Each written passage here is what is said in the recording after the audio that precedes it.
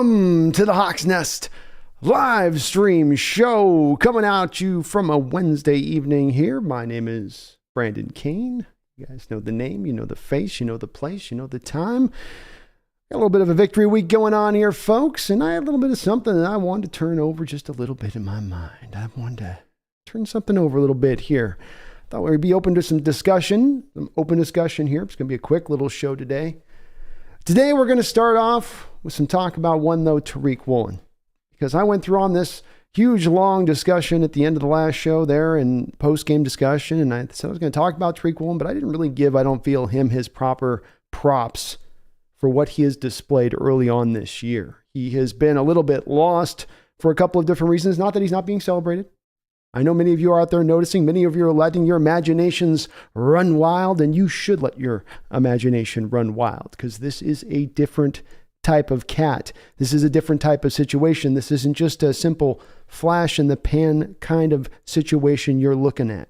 So as I dive into Tariq Woolen, we look at his current performance right now, a performance that is seeing him as the, I guess we could say the best passer rating for a cornerback in the NFL through 4 games. And his passer ratings, it's not up there 60, 70, 50. No. We got it's 10. 10 is Tariq Woolen's passer rating. That is not a misprint. You can see it here to the side of my face. You've got James Bradbury at 21.3, Darius Slay at 21.8, Marlon Humphrey at 29.7, and Tariq Woolen at 10.7 quarterback rating. He has been outstanding. So how does this happen? How have we arrived here? How is that we have all of this seeming potential ahead of us on the guy who we took in the 5th round? Hell, we took another cornerback up ahead of him. Our slot cornerback starting right now is ahead of him technically in this draft and where he was selected. Well, let's go back for a real quick second here in regards to Tariq Woolen, because there are always reasons for why guys might miss. And it's very easy on this as a prospect in his case to say the 4.2 speed, the 40+ inch vertical leap, the 33, nearly 34 inch long arms. That's how do people miss this? That's ridiculous. You can't miss this in a guy. This guy should have been a first, second round pick. And maybe in retrospect, you do say, yeah, that's where he probably should have gone with this kind of talent base. And we're going to get to that in a second as far as that upper end. But let's unwind why people missed here a little bit. Let me show you here really quickly, and I'm going to have you look at the bottom of the screen. I'm going to run this a couple of times. Look at the bottom of the screen here. You're going to see Tariq Woolen coming up in press. He gives a real weak press. This is him in college. Watch again, real weak press. Receiver slides right off the press. Bailey Zapp, now playing for the New England Patriots, hits the play right over the top, and Woolen is badly beat for a touchdown in college. You saw this play, and you went, okay, he's long and he's fast. Where's the speed? Where's the catch-up speed here? And boy, that looked like rough technique. That looked every bit of the wide receiver convert. Because again, this is going to factor back in when we talk about his potential here in a second, but let's not forget. The man played simply 2 seasons as a cornerback in college. He was a wide receiver before that. So you expected to see these rough edges. You acknowledged, oh, there is the rough edge there. There were flashes on the other side of it, like this play right here, and this is the same game. Look at this hit he comes up here and makes. Top of the screen, if you're trying to lock in on something here. Top of your screen, watch this hit. Bam! Knocks this man on his back. Comes up from his cornerback position. That's not the man he's supposed to cover. He's got the man on the high side there, but recognizes Bailey Zapp's eyes, comes up and lays a hit, knocks the ball free. You see that? You go, oh, wow, look at this play. Comes up, makes this hit. He's got that. That's a wide receiver convert. Ooh, Richard Sherman. But then not a couple plays later, 4th and 6, you get this. A weak effort. Looks completely lost. Not sure what's going on. Again, here comes the hit on this play, and then watch, he's going to be in the same coverage position on the next snap here from the top of your screen. Receiver just runs an in-cutting route. He just kind of softly comes up with his hands and tippy-taps him. Just a little patty cake. So you saw this stuff on tape. You saw there was some of the flash there, but it was a real rare flash to what you saw with that. I didn't show it on this, but there was some footwork issues that were also going on at the time that then gave you some concern because he would get his feet wrapped up under him really badly very often. and it was very disconcerting. But then came rookie OTAs. He starts to show up. We start to hear about him. We start to hear about his speed showing up, his length showing up, his size showing up, that he wasn't looking maybe as rough, that he had really been working on his craft even after he had been drafted, not merely satisfied with being a drafted NFL player, but maybe perhaps seeking to do more. And we started to get some practice cut-up clips like the one I'm going to show over my right shoulder here. Staying with a guy like Penny Hart, undersized guy, little jitterbug guy, a guy that would give him a hard time. Then here against DK Metcalf. One-on-one on a fade route. Comes up actually intercepting the ball. I mean, Metcalf might have been down out of bounds there, but still a wonderful play. Again, right here with Penny Hart. Gets through the pick play of the receiver coming across with no problem. He's right there step for step, and then right back here with DK Metcalf on a fade ball. No, DK. No, DK, not today. Not today. So we started to get excited. We went, ooh, okay. Maybe he's not as rough. Maybe he's a little bit more ready to go along here. He's not looking so lost out there in open space. This is interesting.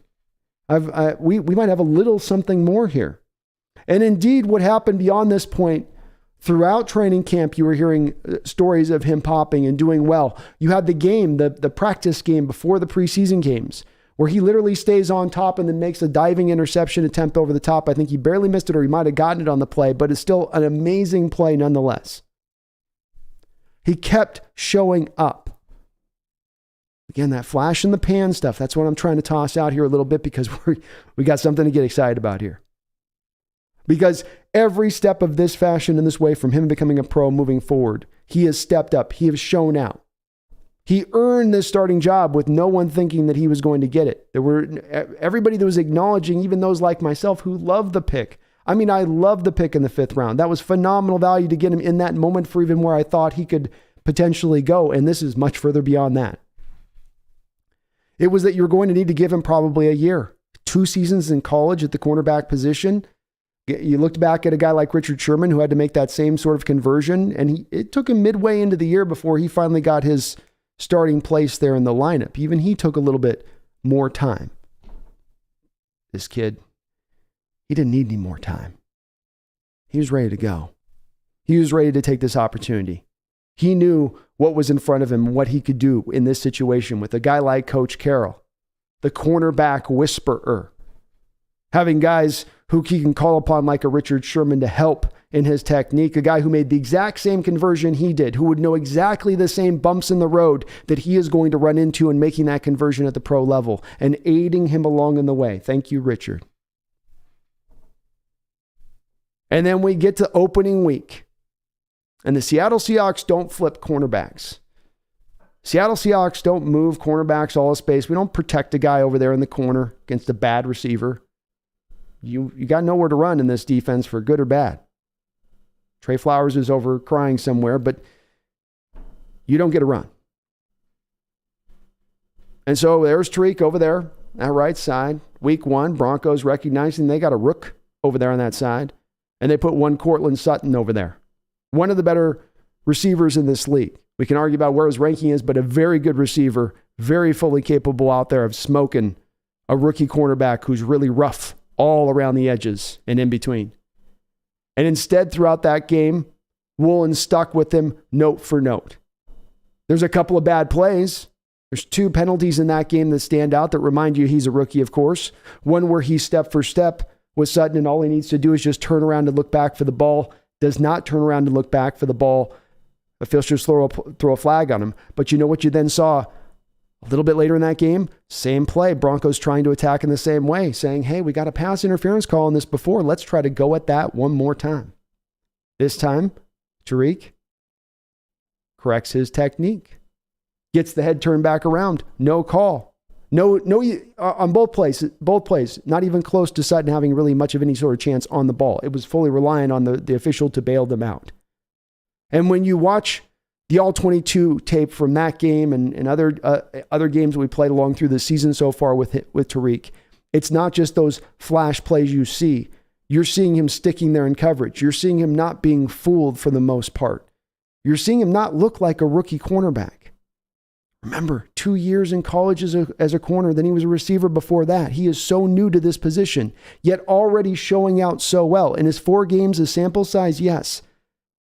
But the Niners, in the same way that I just talked about with the Niners in the very same way the very next week, if they wanted to attack Tariq throughout that game, could have just tried to stick Deebo Samuel on that side if they thought he was something worth going after, if they thought he was that raw, rough rookie. Did Deebo give it to him like Deebo just gave it to the whole Rams secondary? No. He went after, I think they went more at Michael Jackson with him in that game.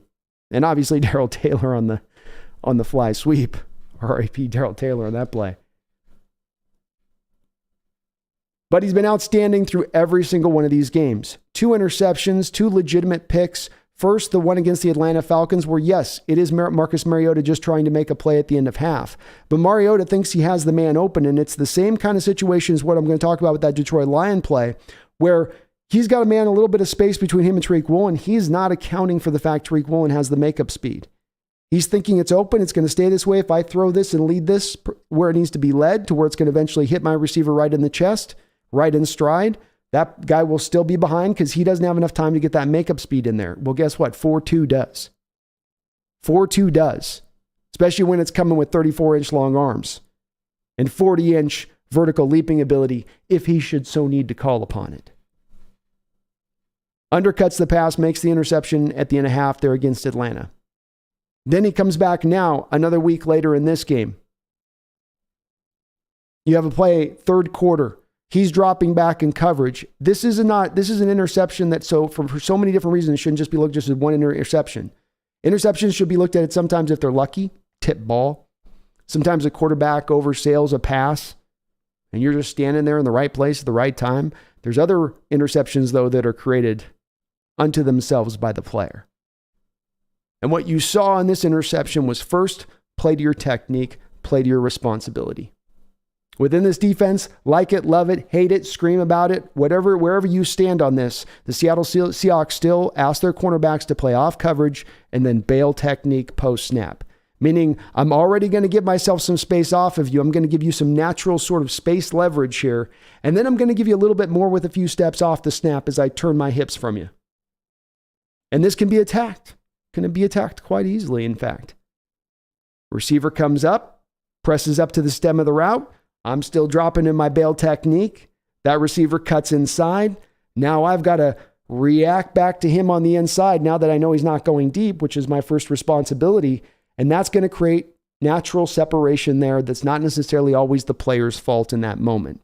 Shaquille Griffin never was able to really solve this in that way. We're a solid cornerback, but always a guy that when you drop into his bail technique would come back up, be then trailing, give up the catch, and then quickly wrap up and tackle the guy. So Tariq comes back up and recovers on DJ Hawkinson this play. Goff makes the read, likes what he sees with a couple of yards of space. Tariq Woolen hits the boosters in the back of his back, ignition switch, everything, a little blue flame coming out his butt.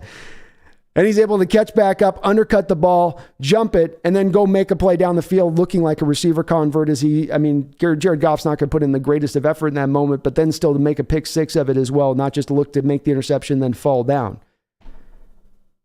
This is not, as I said, my repeating theme here early on, a flash in the pan situation. This is a star on the rise that you're watching. Is it 4 games? Yes. But that's repeatable. He's going to run that in this defense in that way at times. And if he can have the ability to break off that first responsibility once he knows he's safe on it, I'm clean up top. Now I can attack. Clean up top. Now I can attack. You put him in that situation and he can make those type of interceptions until cornerbacks learn, until they go to school. Maybe they got to serve a little bit of time in detention to figure it out. But we'll get a good 5, 6, 7 interceptions before they get to that point, if not more. Remember what this was the situation with Sherman. Got a lot of picks because they would be willing to throw to him early on, and then they just were like, "Yeah, I'm not going to throw at him anymore. I'm just going to go over. I'm going to go over that side of the field. I like that. I'm going to try that guy over there a little bit. He's scary over there. He's scary." And this goes on to really get the top end potentially of him down the road on this is getting that second cornerback position secured, of course, to where then you have to force teams to then truly challenge him at that point and then not, so to speak, run from him. And he will still have his ups and downs over the course of this season. But 2 interceptions, a blocked punt. He's hit, I think, in the top 10 speeds in the NFL this year. I think 2 times he's hit the top end speed. I think on the Lions return, on the interception return, and then on the punt block as he was running up to back his mate up Michael Jackson, who was returning it for a touchdown. I think he went well over 20 miles per hour. So this is not a track speed guy. This is not, again, a luck situation. This is elite physical skills starting to now look very much nothing like a raw prospect. And I'm really gobsmacked by it, folks. I'm excited. I think it's awesome to see, but it's something that we've not seen it like this. Richard Sherman was awesome, and he even flashed in that first year. But first game out the box like this, doing well enough through the training camp that guys like Artie Burns and Sidney Jones, wherever their injury situation's been, weren't enough to overtake him. That he was able to take the job in that kind of way, that fashion, where he put to Carroll and said, you can't deny me on what I'm doing here. And you see it in that practice cut up I just showed up. You see it. Look, watch again here with the way that he plays DK Metcalf on this fade. This is just a practice. They're practicing goal line situation here. Probably middle of training camp situation, a little sore, a little tired, fighting, looking, keeping his eyes ahead, on it. He's got the want, he's got the will, he's got the physical talent. You put those 3 together with the work ethic he's shown, because you don't have work ethic looking as rough as he did back there in college at the end of the season, even with that footwork and with still looking every bit the guy who was just freshly converted to this position, to now looking this polished. You don't do that in off season unless you have the work ethic.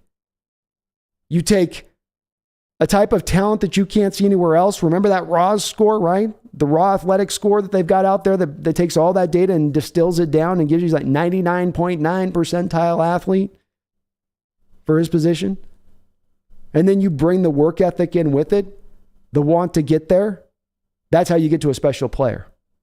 That's how you get to something that's beyond just, I'm talking Pro Bowl here. That's that's where I'm saying this high end, this top end, where is the ceiling on Tariq Woolen? Undetermined. We're still building the scaffolding. That's my answer to that. Let's see what you guys think as far as Mr. Woolen goes. I am hyped as hell by what he has done so far this season. I think he has been the best of the bunch as far as rookies go here early on, and that's with a lot of rookies playing really good football across the board. But he has himself even a little bit more, even those guys. Abe Lucas may have star potential at right tackle. But we're looking at a guy in Tariq Woolen we might be talking about as one of the 1-2 best cornerbacks in this league a couple years down the line, if he's going to be able to do what he's doing so far and showing what he's showing as far as, again, being this clean with the technique. There's still these rough moments. There's the Bronco game with the PI, like I said, on Sutton, and then there was the PI later on where there was the tug on the guy that had him beat. He's going to still get fooled at moments. But to show these good of flashes this early on, and I mean, how many other blocks has he potentially had? And he's missed a couple of other kick blocks this year by just a couple of inches. He's so fast and instantly fast at that. He's not the build-up speed guy to get him there. He actually can, for being that size, he can pick him up and put him down and get him going with the quickness as well. Get hyped about this guy. This is one of the places, among a variety of places here this season, to feel very encouraged about over the next couple of years. We're not going to have to wait on Mr. Tariq Woolen. He's ready now. He's ready now. We'll see what you guys think of that here in the chat. We're going to run this as just kind of a quick little, probably hour and a half, 2-hour show here, because I will be back tomorrow with Brendan as we are going to do more of previewing the Detroit Lion game at that time. I looked at a few of the linebackers in this upcoming draft, which if you guys want, we can talk about a couple of those guys. Not loving a lot of the tape with a lot of these guys. A couple of them popped and looked good. A couple of them I liked. A couple of them were also okay. Why is this guy a prospect? Why is this guy up on top end lists here? We can also discuss, of course, anything Seahawks that you guys want to as far as that's related to go. We got a lot of good stuff to potentially talk about here. Geno Smith getting a lot of love out there, which is so good to see. finally getting a little bit of, the respect out there he deserves as people really do start to understand the kind of year he's begun to put together. And I don't think it's going, and I already can hear the naysayers like, it's not going to last. Yeah, against Atlanta and Detroit, man. But I know. We'll see. Today, this upcoming game is going to be a big measure for him because last year, of course, at home against a Saints defense that's fairly similarly put together as it is right now with the same defensive coach at the forefront of it, gave him some problems and gave the Seahawks offense some problems last year. So we'll see if he is able to excel in this particular game, 10 a.m. on the road in New Orleans. A little bit more of a bigger step for legitimacy from one Mr. Smith. We'll see how it goes with that. I appreciate you guys watching. Please do me the favor and hit that like button if you do like what you're listening to. I really do appreciate it. And we've thank you to all the new subscribers, by the way. We just crossed over 8,400 subscribers and motoring our way through. So we look well within our sights at 10,000 as I've been trying to set here for this year and getting us up to that spot. I think we're going to hit those trip digits, those quad digits, whatever you call it at that point. The teens. But thank you guys for all the people that joined. Really do appreciate it on that. And let's talk some Seahawks. AI, what's up, man? Neil Lamont, what's up, man? How's it going? Good to see you. AI says, one reminds me of Cromartie, tall, elite closing speed on the ball, even like Dion, can break on balls others can't. I like it. I was thinking a little bit wistfully, maybe, about Dion in certain respects of things. And, Dion was certainly a real special kind of athlete, not just in his legitimate, like what they say, he ran like a 4.16 and then went back into the limo after he left the combine. Just like he had the limo wait outside, ran inside, ran a 4.16 and then jumped back out in the limo and was like, see, I'll see you in the draft. Dion was definitely next level in that respect. But this kid's, I think Cromartie, I can see a lot of where you're kind of going with that. Cromartie had a little bit of that too. That extra speed. Usually those big guys aren't able to get as fast like that. They can get fast if you give them 50 yards. But if you're talking about 10 yards in space, that's where there's a little bit of a difference there with a guy like Tariq Woolen versus, some of the others. But I like Cromartie. I do. I like Dion too. I feel Dion's a hard comp though, because he was still just so one of a kind. But I'll tell you this. Let's go look at Deion Sanders' first 4 games. Did he have 2 interceptions? I don't think so. Might have had 1. Megan Gok Roger, what's up? Good to see you in the chat. We're 10 days away. Y2K, holla. Hello. Megan says, Woolen and Cross are the 2 Hawks that really have me looking forward to the future. Me as well. This draft was very well done by our front office. Toby Wright, what's up, Brandon? That's really cool opening as it's the first time I've seen it. Oh, thank you, Tony. I like to run it there every once in a while on it. Depends how long I take to get myself set up properly. William Little, how you doing, man? Hope you're doing well. Guess we'll take off the thing here. Boop, boop, boop, boop, boo. Nelson N, like the stream. Thank you, Nelson, for reminding that. Please do hit that like button if you could for me, if you like what you're listening to. I really do appreciate it. V-Ray says coaching is everything. Another part I talked about with this is this was something I didn't talk about. We talked about here in the chat. We were discussing this throughout the summer and contemplation here a little bit. And that was, you have Coach Carroll, who is, for whoever wants to be the most ardent detractor of Coach Carroll at this time where he is, or loves him a lot, you can't deny the fact that the man knows cornerbacks and knows the defensive back position relatively well, especially corners. And he has done so much with so little for so long here. And that's been a good reason for them to do it. It's understandable. They've understood, hey, if I get by with less, let's put the other resources in other positions and beef those up because I'll be able to get by over here. And he has. And even last year when we had corners down, right, and left, and you could still put out Blasson Austin. I did not make that name up. Or John Reed. You were able to still get by. You give that guy the best physical talent he's ever had across the board. A guy that from a length size standpoint fits to his zone defense and what he wants to do with that. What can he get out of that? He's been getting by like a man in the desert on drops of water, and now you just gave him a bottle of Gatorade. Plugged up Nin. Thanks for doing this on Tariq. We grew up in the same place. Oh man, that's awesome to hear. Hey, I'm hyped about Tariq, and I gotta give him props too. I pinned it. He watched my Tariq draft video breakdown reaction, and I got so I definitely pinned that one at the top of the video. I'm gonna reach out to him, see if I can catch him here before it becomes too big time here, and see if we can get him for an interview on the channel. But he's well deserved this. He's well deserved this to get to this spot even this early. Sampler sat 4 games in like this to play this well. Knowing again, folks, when you're a rookie like this, when you're a rookie, they all had the tape on him and coming out of college. They would be picking on him right and left right now if there was a thought process that he was still that rough through this 4 games, having some of the QBs go out there like they have. So to walk away as he has and do as good as he is, very, very, very encouraging. Ryan Ball says, I call him the wool blanket. Wool Blanket, Tariqistan, The Avatar, Reek the Freak, Woolen Island. He's so good. He's at that place where he might just deserve like 5-6 nicknames. So it'll turn like something into Game of Thrones, you know? Breakers of Chains, Father of Dragons. You know?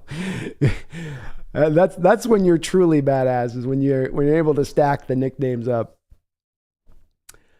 Tony Wright, your rookie right tackle that I really, really like. As you know, Abraham Lucas has been receiving a lot of great pub from CBS Sports the first month of the season. Indeed. And he should. He has looked really good.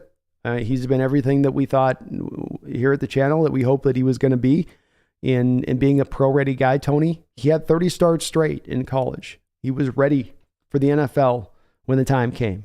He was ready. He was in, and the things that got knocked on him are things that really were outside of his control and were sort of surface knocks. Well, he plays in the Pac-10, so prospects out there in the West, you know, Washington State. I mean, you got, I think he got hurt a little bit, Tony, too, because of Andre Dillard, who was a tackle that was drafted very high by the Eagles a couple of years ago, who wasn't really panning out, and I think that really pushed a few people off it as well. But when you looked at the tape, he was legitimate. They weren't sure if he could run block, but when he was asked to run block, he was legitimate. He's going to be a good player for us for a very long time. Megan, I thought you needed to give Tariq at least 2, maybe 3 seasons for him to come good, but then I remembered he had the cornerback whisperer as our head coach. That's right, Megan. That's right. Coach Carroll can hit the ignition switch on that development cycle real quick.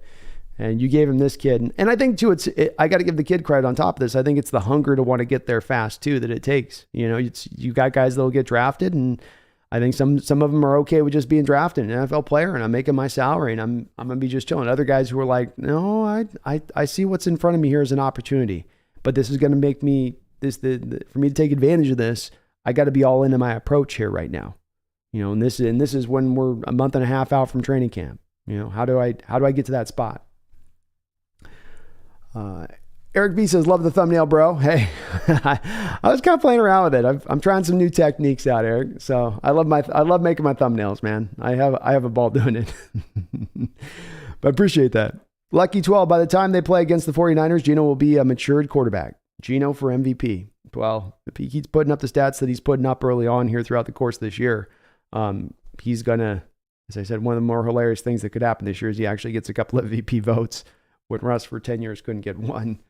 But I think that would be as much as the acknowledgement of the shock by people of how good he was if he was able to pull it off for a full year. But he's been awesome. Can't pick anything at Geno right now. There's a lot of other things on this team that you can maybe pick about. But with Geno, he's a guy who is just playing outstanding football. Plugged up in says, yeah, I got a little touchy, but he cleaned it up. He did indeed. He did.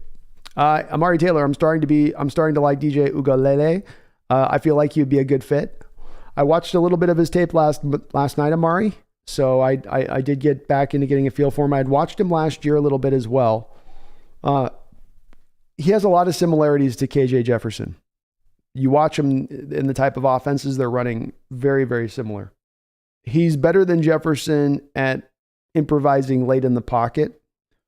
They both have similar arm strength, but DJ does still have the elongated windup. On shorter throws, he's been able to cut it out, but if he's got to put it up past 13, 14 yards up the football field, here comes the elongated delivery again.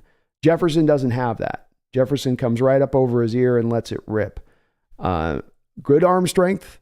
Good mobility. I think Jefferson's more mobile. I think he's like a 4'6" guy, I think, is DJ Uiagalelei. So he does bring a good component on that. And I do like his ball placement. He had one throw in the back of the end zone I was watching last night where it's falling off his back foot, and there's all this traffic in front of him in front of the end zone, and he manages to dip it over the back of the end zone. He's throwing it from like the 18, 19 yard line, something like that. Very impressive pro type throw.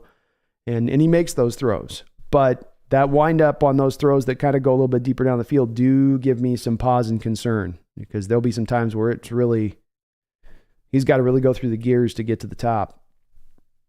Plugged Up In says it's going to be a no-fly zone. Well, I'll tell you, if Trey Brown or Kobe Bryant on the other side can get legitimate, this kid's going to be able, you will be able to create the conditions for that. And that's what's going to be the next thing relies this guy comes forward, because he is only going to get better now. So who's the guy that settles in over there? And then almost secondly, as much important, who is then your slot guy? I think the team is already starting to try to look a little into the future with this by putting Kobe Bryant, as weird as it might have seemed at first, into the slot. I think that's Carroll going, I like Trey Brown more than Kobe Bryant on the outside, and I don't have anybody I'm sold on in the slot right now, so let's give Bryant that opportunity to get that chance here. And Justin Coleman's injury factors in as well, but it's not like Justin Coleman's looked great either. So I think that's the long-term look at where they're going with this. Greg says, Tariq Stan's going to be very good. We're witnessing the rise of another superstar here in Seattle. We are indeed. I'm trying not to go too hard with that talk, too far with it, but it's hard not to. When in the last, say nothing in the last 10 years. Say nothing in the last 20 years. Who's been a quarterback in Seattle Seahawks history, a cornerback who's come in the door through their first 4 games and had this kind of impact? I just can't think of one. I can't think of one. And it's a short sample size, but it's also the fact that just to do this so quickly like this, you do have to start to look as far as his projection going, okay, he's so new to this position. He's so good right now. How do I not think he's not going to be phenomenal down the road?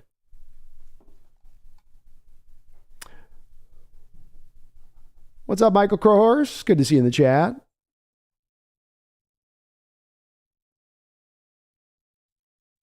Ryan, was Geno making adjustments to the line much in the first 3 games? I don't think he was. He was making adjustments before every play pretty much against the Lions and killed it. He was definitely working it at his most there, Ryan, but he was peppering it in throughout. I remember it in the Denver game, and I remember it in the 49er game. But maybe they're, to your point on that, unleashing it a little bit more and taking the reins off that even more, because they're seeing that he is very capable of it.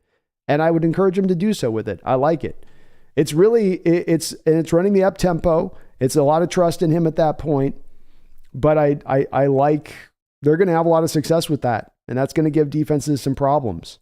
It will.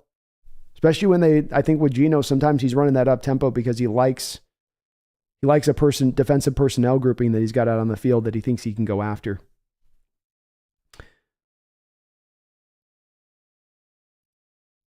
JT says Sherman likes to be able to have his eyes on the receiver and the quarterback. It's why he rarely got beat deep. For sure.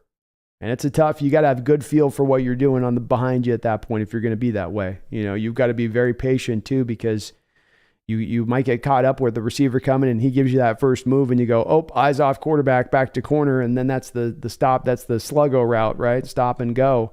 Or like that where you get on kind of a double move. So it gets hard. It takes such a special feel to play it with that way. But then also, too, when you do have the physical traits of Woolen, you don't always have to be as perfect as Sherman was with that. Because Sherman was, a little bit shorter of armed, probably not quite as tall, ran like a 4.6 40 versus Tariq's 4.2. Sherman wasn't going to be able to do the makeup speed thing with you. But Tariq can do that. You can get him a little bit, and he can still get back to you. LOB Seahawks 12 says Tariq's better than Sauce. Sauce has looked pretty good out the gate too, man. He hasn't looked bad as well based on what I've seen and heard. He was matched up against Jamar Chase there in the Bengals a couple weeks ago, and he was holding them down pretty good in that game. But these might be the next 2 great corners in this league going forward.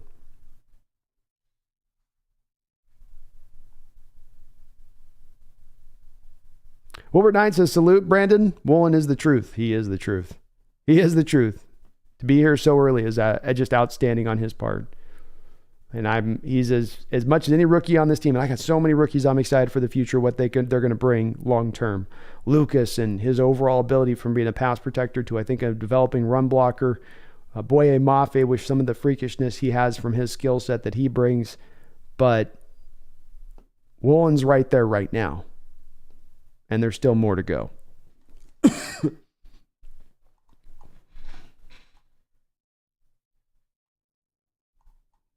Missed a couple. Sorry, I missed the super chat there. Snail, thank you for the $5 super chat. Says, I was looking today.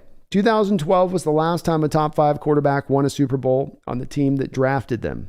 Maybe slightly skewed by Brady, but shouldn't move up. Thank you for the $5 donation, Snail. And I was kind of just anti-move up anyway, but I'm probably even more so with a stat like that. I think that as much as there is maybe a perceived want there to move up because you have the draft ammunition to do so, so you're not really stretching yourself out to go out there and get that guy. I do think it's just the better way to do is just to sit in your spot, to walk out of these last 2 drafts and say, in round 1 and 2 over the last 2 years, we got 3 and so we got 7 selections in the first 2 rounds over 2 years that we were able to add to our team. I think that you do that first kind of and foremost with how you would go about versus losing some of those picks to move up or losing a couple of those picks to move up. That's just a better overall way to go with where that talent is and what the tiers of talent that you're picking from in that spot. So I'm very much in agreement of it. It seems like the teams that always shoot their shot to really give up the goods to move up too. Like, let's look at that as well, Snail. Robert Griffith III, where Washington gave up a boatload of picks for the Rams to move up and go get him. Didn't work out good for them, did it? Trey Lance, 3 first-round picks for the San Francisco 49ers to get to that spot. So far, that's not been the greatest of deals for them in the way that they look at it. Who's been the success and also not only, in packaging those picks. And I even going back even past before 2012, I can't think of the team that was packaging picks to go get that at that point, unless you're going to count like a Eli Manning trade that was more of a forced type trade than anything else when he was picked. It's a good point, though. Solid point.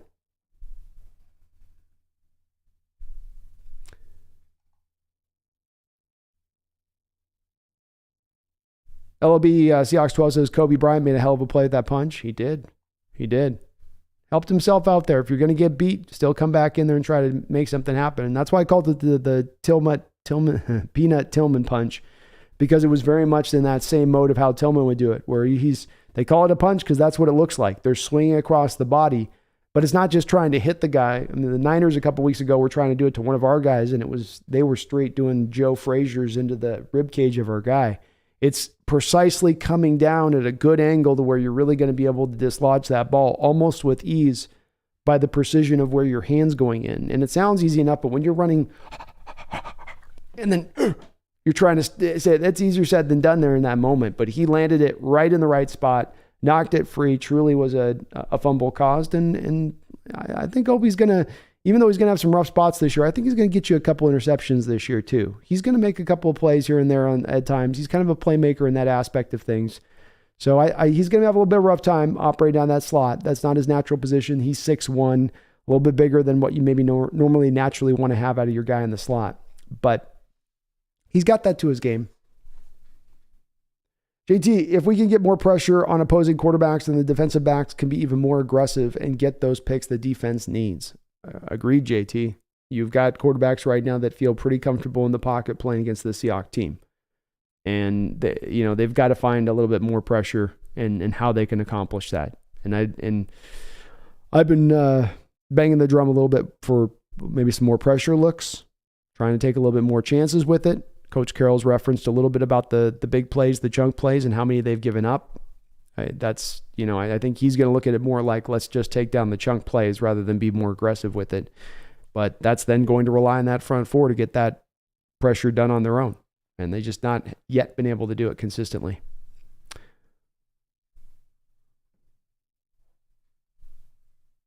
Michael says, I don't know if I'm getting his 27 or 39 for defensive jersey, but next when it comes out, Woolen, I have him as my highest favorite on D rookie so far.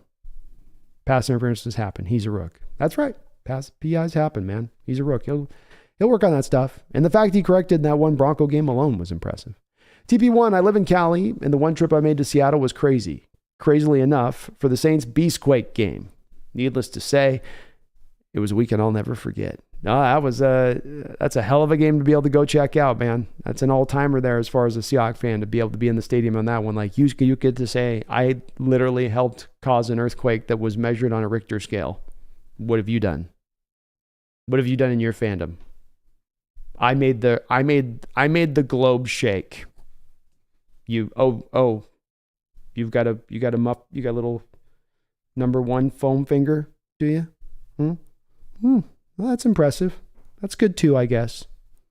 You know? You got a little towel? Oh, you wave your little towel? Oh, cool. Cool. We just shake the earth over here in Seattle. But I mean, wave your towel that looks like it's been peed on.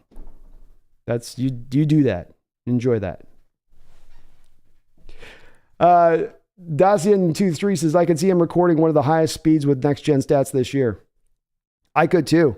I don't even think he's fully opened it up yet. I don't even think he's got it out on the highway yet, Dacian. We're just seeing side road, Woolen. We're just seeing side road. There's no cops out here with no speed traps. That's the type, but wait till we see him on the highway. We're going to get some Dukes of Hazzard type Tariq Woolen. It's powerful Woolen. Megan had salmon tossed over my head at Pike Place Market yesterday and been shopping at Lumen Field Pro Shop, including new Jim Mora Mitchell Ness jersey for the game and 3 new largens. Ooh, Megan stacking up. Love to see it. You got to see Pike Place. If you go down to Seattle, you just got to do it. Just one of those things. Got to do it.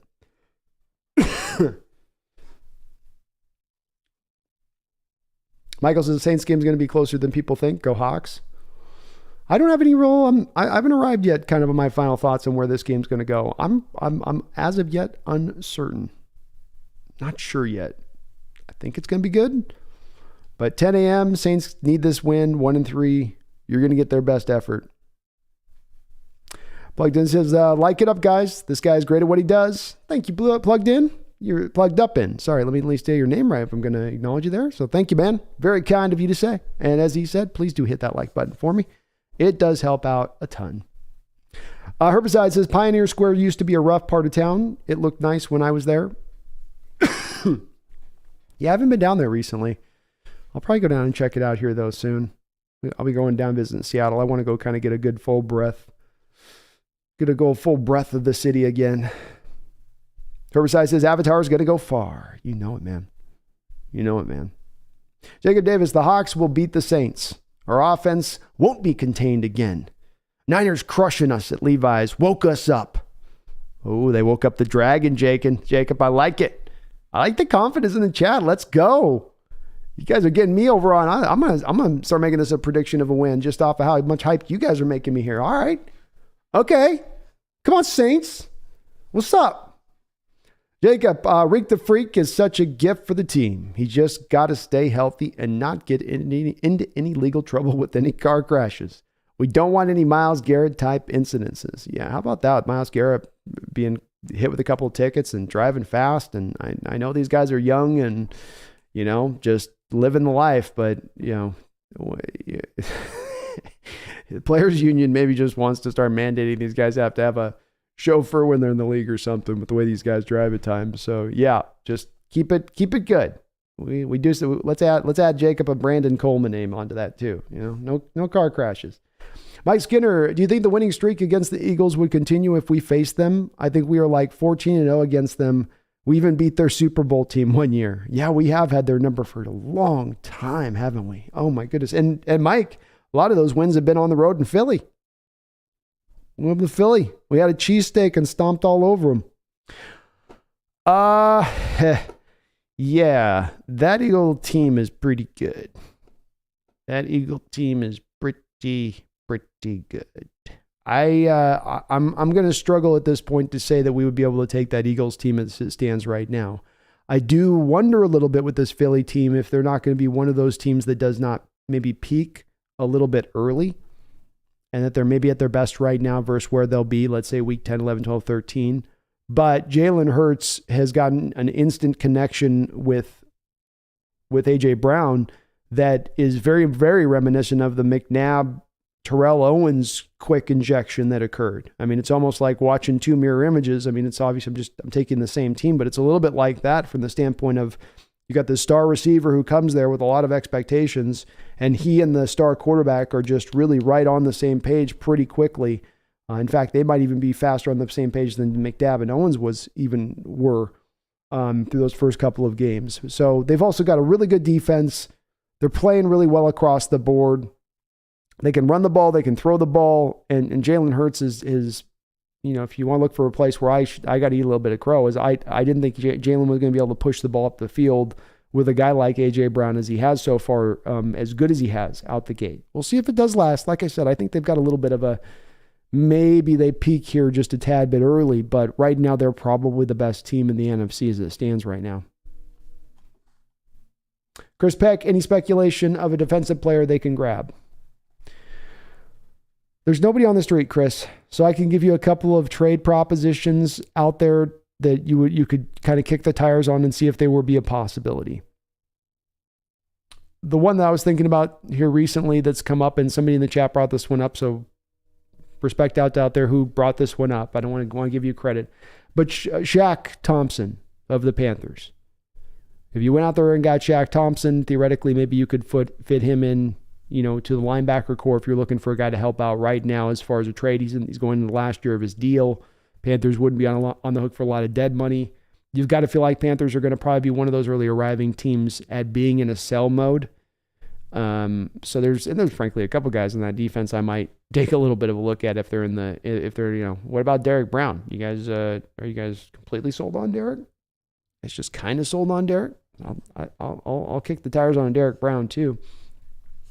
But Chris, there's no real straightforward trades out there necessarily as of yet. The one thing you need for the trade to happen around the deadline is you need for teams to be in a seller's mode.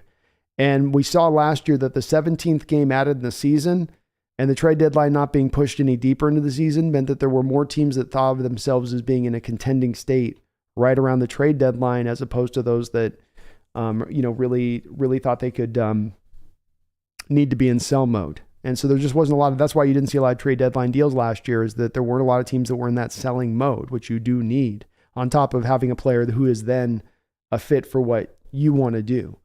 I would also say that if you're looking at a guy, I know that this is a thing that's brought up as far as fans of just being seemingly just KJ Wright. And I think KJ Wright's definitely slowed down and he's retired and he's doing the radio stuff.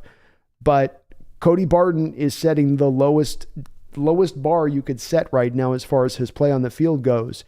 And I just wonder if is KJ worse than that right now?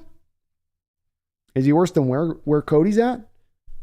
And I don't know whether or not he would be, but I would think not. I think if KJ was here, he'd say hell no.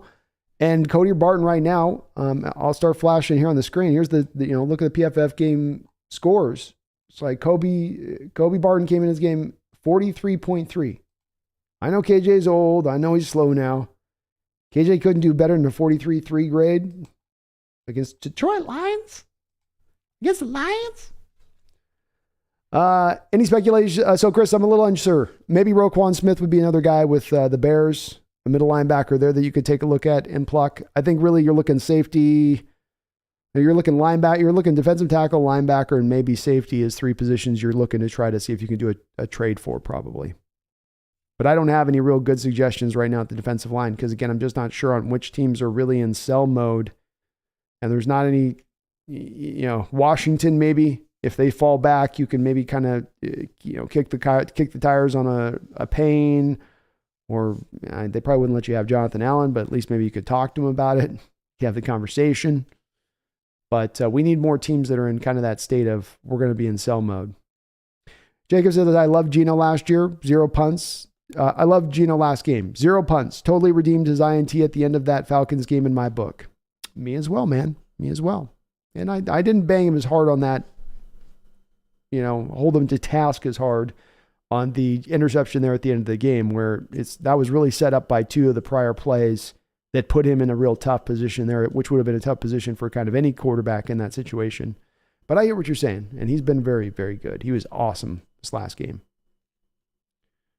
WK football shorts, we were playing good when we beat Philly in their Super Bowl year.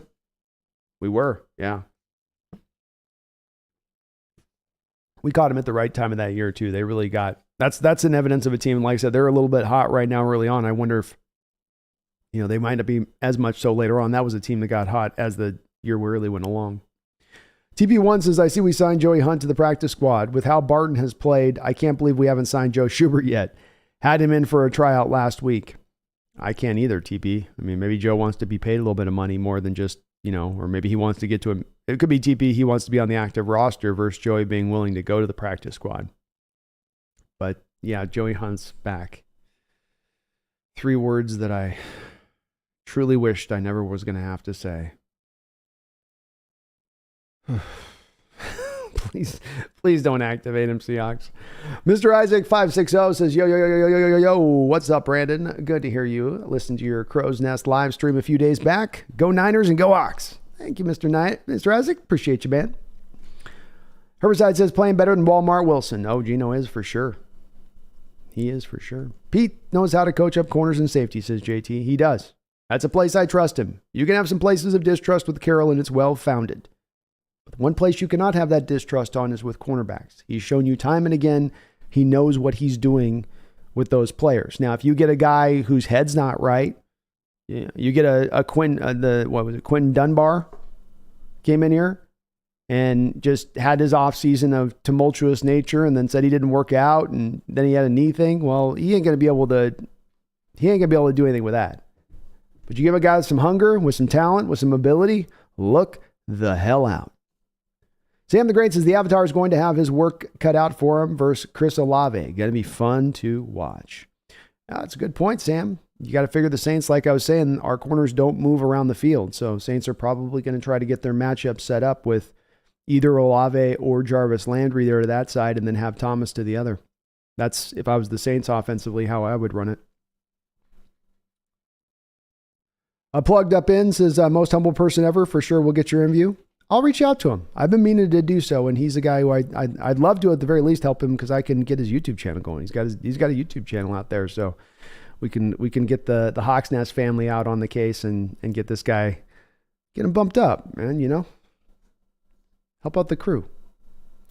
TP1 says Avatar is going to eat Dalton up just like he did Goff. Let's go. Sam the Great says Kamara's coming back, so we know how the defense will look.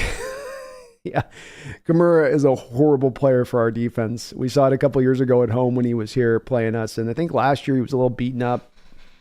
Or I can't remember. Maybe he didn't play last game. I felt like last year he wasn't as, but that game 2 years ago and when it was raining, I mean, he was really impressive, and we couldn't do anything with him. Jacob says I like the nickname Reek the Freak. It is what I've called him ever since we drafted him. I do too, man. I like the multi-nicknames. I'm just I like that. I think that makes him it makes him even stronger when he's got titles. Tariq Baby Sherman in the making. There we go. The Woolen Mammoth. There we go. Sal Zero says he's a majestic athlete. Tariq the Unicorn. It doesn't quite roll off the tongue, but it's right. HB Tariq looks like he could play any position on the secondary. I can't wait to see what he's doing year 4 and 5. Me either, HB. Like I've been saying, it is only going to get better from here. Only better from here.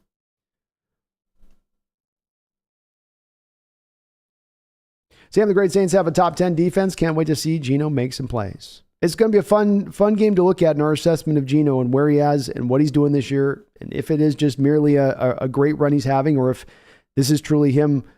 This is the version of Geno you get if you have him as your starter and you set him up in that way and you give him that chance to really flow. And again, to be able to basically match that up versus last year with what you had.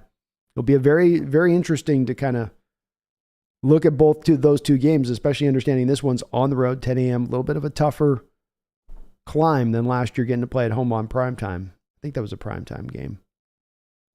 Josh Yu, opinions on going linebacker and outside linebacker in the first round of the draft. I've just started Joshua taking a look at some of the linebackers in this draft. Noah Sewell, Trenton Simpson, Jack Campbell, Justin Flo, Merlin Robinson, and Edwafon Ulafosario, and Henry, I'm going to call him Toto, because I'm not going to pronounce the Tuatu.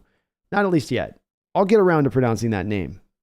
The Polynesians are going to have to give me some time on some of those last names, especially when you got 6 little hyphens in there in between. So I've got to like really accentuate every vowel. Not super impressed, Josh, by the linebackers I'm watching so far. I was really, really underwhelmed by Noah Sewell. Jack Campbell of Iowa is 6'5", and he moves like a 6'5" linebacker, just kind of clunky, instinctually, not really there. Shouldn't be in the first round. Shouldn't be in the second round either. Last year's guys like Leo Chanel and Anderson out of Montana State were better. Probably Chad Muma were probably better prospects. Maybe I just saw bad tape on Jack, but I wasn't there with him. He takes on blocks really well, partly because he's got such good size, but just there's nothing there. Justin Flo, another Oregon linebacker with Sewell, who's gotten some hype. I didn't see a lot of fire. If you talk about a guy playing with his hair on fire, that's the opposite of what you see with Justin Flo. Somebody's just thrown an ice bucket over the top of his head, I guess. Merlin Robinson, Arizona State. I don't know why all these guys are out west and not looked as much in it, but this is just the list I was kind of going off of. Another kind of bigger linebacker, 6'3", 240, slow, bad instincts, doesn't change direction particularly well. You ask him to stop and start, and it takes him about half a day to get the engine cranked back on. So not a lover of Merlin Robinson, though I would love to have a linebacker named Merlin. That'd be cool. Edwafon Ulafosario from Washington was a little more impressive. Liked what I saw from him. Very fast linebacker, good instincts. He can hit a little bit. Fairly good tackler as well.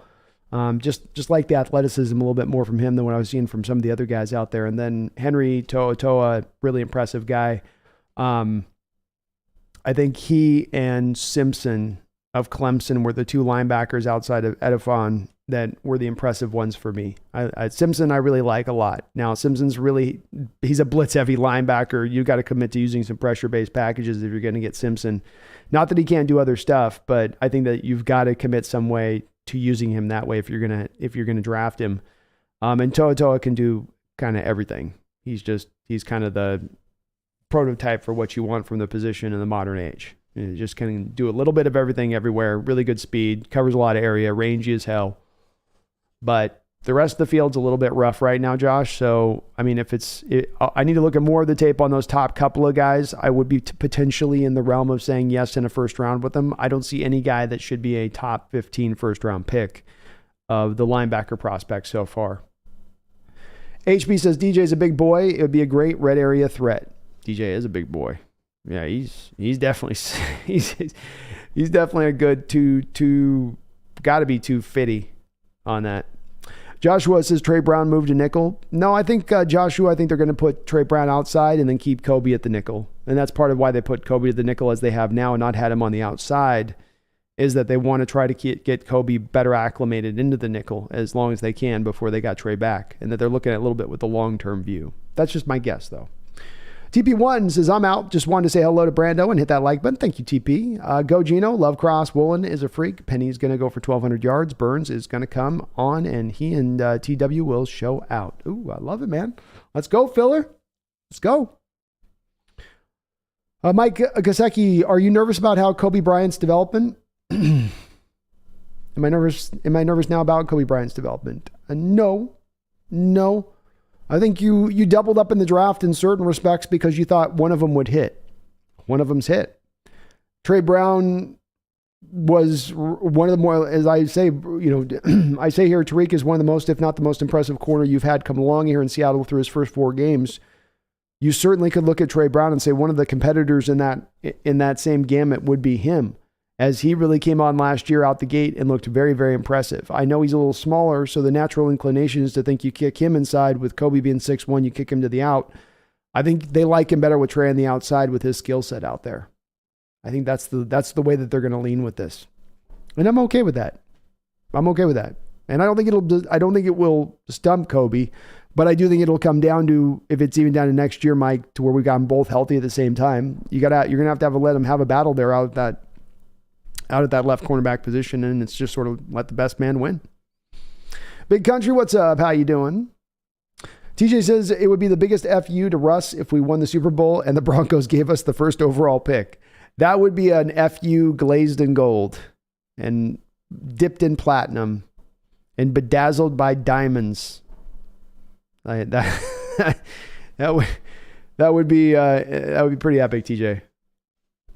Herbicide says Trey will be a good nickel. I think he would be able to handle it okay, and they may go that route, but I think that they're more looking towards him on the outside. HB says DeMario always has a good game against us. He does, doesn't he, HB? He's always balling out against us. Like he looks like the best linebacker in the NFL when he plays us, and he's good. But my goodness, going to be on Geno's shoulders. Lattimore looking shaky, and DK has had some success against him. Yeah, I remember him and Lattimore got into it there, where he was able to get Lattimore to get a unsportsmanlike penalty on him because I think he hit DK in the face. Definitely DK got in on him a little bit. I mean, let's see if DK does that again here. That'll be very interesting to see. And DK caught that bomb on him, straight kind of mossed him up, ended up with, I'm using it as my thumbnail tomorrow for the show with Brendan, where he's just been straight mossed by DK, and he ends up just flat right on his face last year, did Lattimore on that play. Their defense was able to sew it up. They played really good against us after that point, but DK got him a little bit last year. Tackman Killer says Stephen Jones, defensive back from Appalachian State, would be a good nickel package guy. Certainly would like them to look to target nickel position in the future, Tackman, because it is becoming more and more an important position, and it's one that's so hard to play and has such a rare skill set found that's able to play it well. It's tougher than it is on the outside. The guys can go two ways. There's a lot of traffic inside there to get caught up in, so it takes just kind of a special sort of breed to be able to pull it off. JC says Warren Moon. Or Sean Springs maybe can compare to Woolen maybe. It's a good one, RR. Sean Springs would be probably the number 2 on that list. You're right. As far as how they started their career, he'd be probably right there, number 2, and maybe Trey Brown 3 or Sherman 3, somewhere in there. Daniel W. says, when Trey Brown returns, should we move Michael Jackson to strong safety? He has the size and speed, but more importantly, the physicality and sure tackling. He's our biggest hitter in the secondary. I'm open to it, Daniel. I'm open to it. If the coaching staff determines he's better than what you're getting from Jones or Joey Blunt back there, then okay, I'm definitely open to it. He's definitely a bigger guy. He can handle the duties from that side of it. That's the question though, would he be better? I don't know if we could really answer that because the coaches would need to, from what they've seen from him in kind of totality. But Josh Jones is, I think Josh Jones was one of the more worst rated guys, 55.5 QB. Let's look at the last couple of days here, last 3 games here for Josh Jones.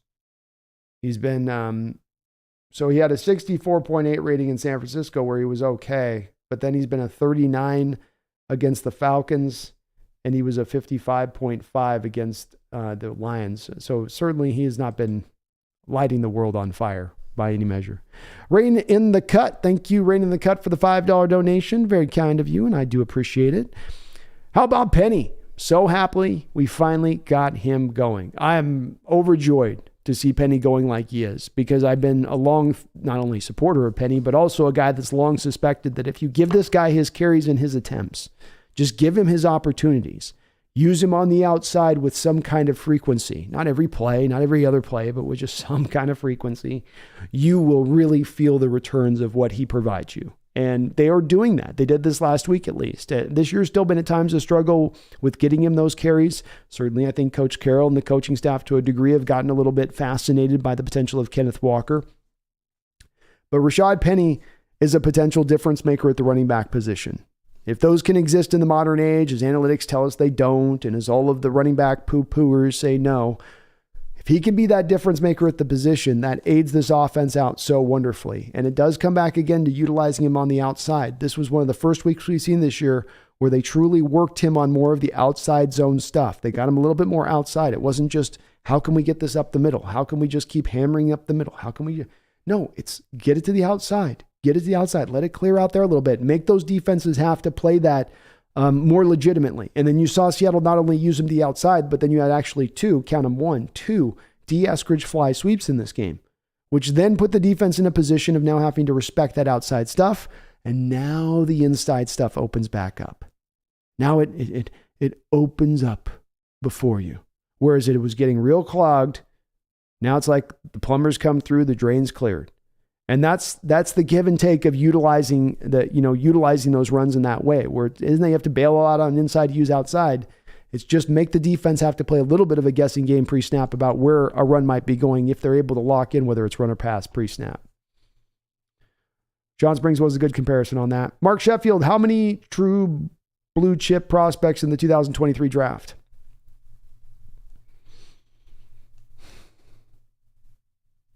Hard to say early on here, Mark, because I haven't done the total depth of look at this particular draft. I think it's going to come out to be probably a pretty average draft as far as elite prospects go. I don't see anything as far as an early indications that it's going to be more or less.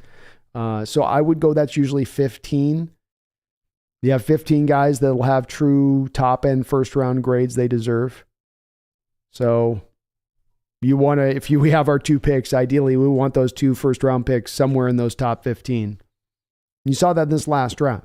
If you look at those prospects taken into 17, 18, 19, as far as where their selection is in the draft, it starts to be a bit of a dip from where those top end guys like your Kayvon Thibodeau's and your, Stingleys at cornerback. It was a little bit of a different, you were in a different realm a little bit at that point as far as the guys that you were kind of picking from. So but I haven't gotten enough of a feel yet through all of this yet. I'll say this right now, like I said, with linebackers, for instance,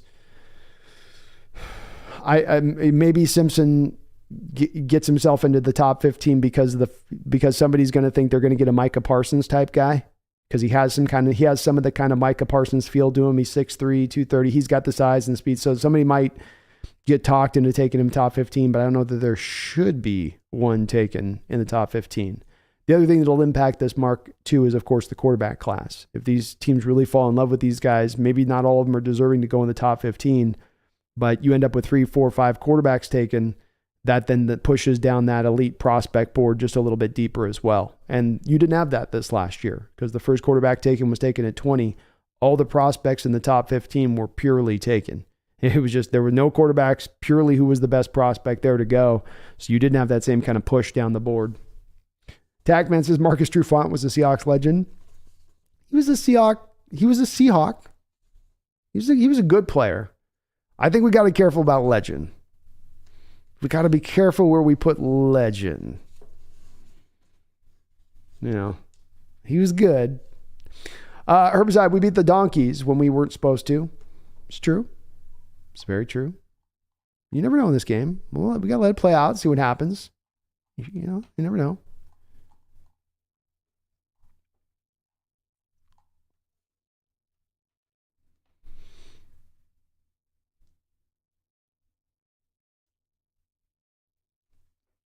Tackman says, do you think Alton Robinson can excel under the 3-4 defense? I think he can have a little more success with it versus being asked to do it last year where they would put him at the Sam linebacker and he's being asked to essentially, operate like you'd operate an outside linebacker to do. And I don't think that was as much his game because I think he had a little bit more weight last year because he was building himself up as more of a defensive end. It's my understanding that he lost 10, 15 pounds this offseason. So he was able to prepare his body in various ways to be able to sustain as an outside linebacker, specifically by being a little bit more lithe of build and doing a little bit more of the coverage stuff. He was one of those poster childs of, why is Alton Robinson out there in coverage? He was one of the memes of that last year a little bit along with a couple of other guys. So he can maybe handle those duties a little bit more. Some of this Tackman's going to come down to also where's his knee health at? Those knee injuries do tend to be ones where, the guy can come back. He can play, and maybe it's not a medical risk technically speaking, but they certainly don't look at 100%. If he is at 100%, though, I think he could be fine in that realm. It's he's a technician with his hands. He's got a little bit of quickness to him, and a little bit of bend. But he's really a technician guy. So he's not as much like a guy like Darrell Taylor who benefits from the wide nine, or even a Boye Mafia that benefits from the wide nine with the extra length it gives and allows them to really challenge that much more with their quickness. Alton's more of the guy that was going to benefit from how quickly can we get our hands on each other, because I'm going to use my hands on you and I'll win that way, and I'll win quick. So we'll see if it fits him. I'm not sure. I think he can do it, but it's not necessarily out the gate an absolute home run fit for him. James Smiley says, do you think Geno is having a better 4-game start than Wilson last year? Would love to see the numbers in comparison. Yes. Yeah, he's having I don't even need to see the numbers, man. I mean, it's not even close as far as the first couple of games in that respect. I'm bringing it up real quick, but I know Wilson did okay in the first game, but then the next couple of games, it was not great. It was not awesome production at that point. Let's go here to the schedule. 2021. So first game out the gate, 28 points. Wilson throws for, I can get to it. Oh, there we go. Okay, click the right thing. So Wilson throws for 251 in the first game. In OT, he throws for 343. So he wasn't bad in Tennessee. 343 in that one. And then Minnesota, Wilson threw for 298. So he threw for a lot of yards. I'm actually surprised. Wilson had a pretty good start last year through those first 4 games. It wasn't bad. He did only throw for 149 against San Francisco in the fourth one. So I think in total, Geno would have him beat from a yard standpoint, completion percentage. They would probably be pretty close as far as touchdowns go. And I don't think really Russell, Russell's got to beat on touchdowns. So certain things better for Geno, certain things better for us. I was surprised he played better in those four games than I remembered it. Interesting. Barry Sotoro, thank you for becoming a member again of the Hawks Nest. I really do appreciate it. And Rain in the Cut with another $2 donation. Thank you, Rain in the Cut. It says Tariq Woolen, very excited he got a pick 6. Hey, me too. You do hope when you get those guys that are former wide receiver converts that when they get the ball in their hands after the interception, they know what to do with it, especially when you have offensive players that, their forte is not exactly tackling, is it? So, yeah, take that thing back to the house. And he's going to undercut a lot of routes. And when you undercut routes, as opposed to intercepting a ball that's off of a tip or an overthrow, you're actually undercutting it clean. That's when wide receivers are already at your back. The linemen are usually like over here, and then you usually have that corridor to get down the pike. And with a guy as fast as he is, he's going to be able to get there very quickly versus those linemen and those quarterbacks trying to get over to try to make those plays then to keep them out of the end zone. So again, a thing that I say with this Rain in the Cut that I think will continue on into the future as well.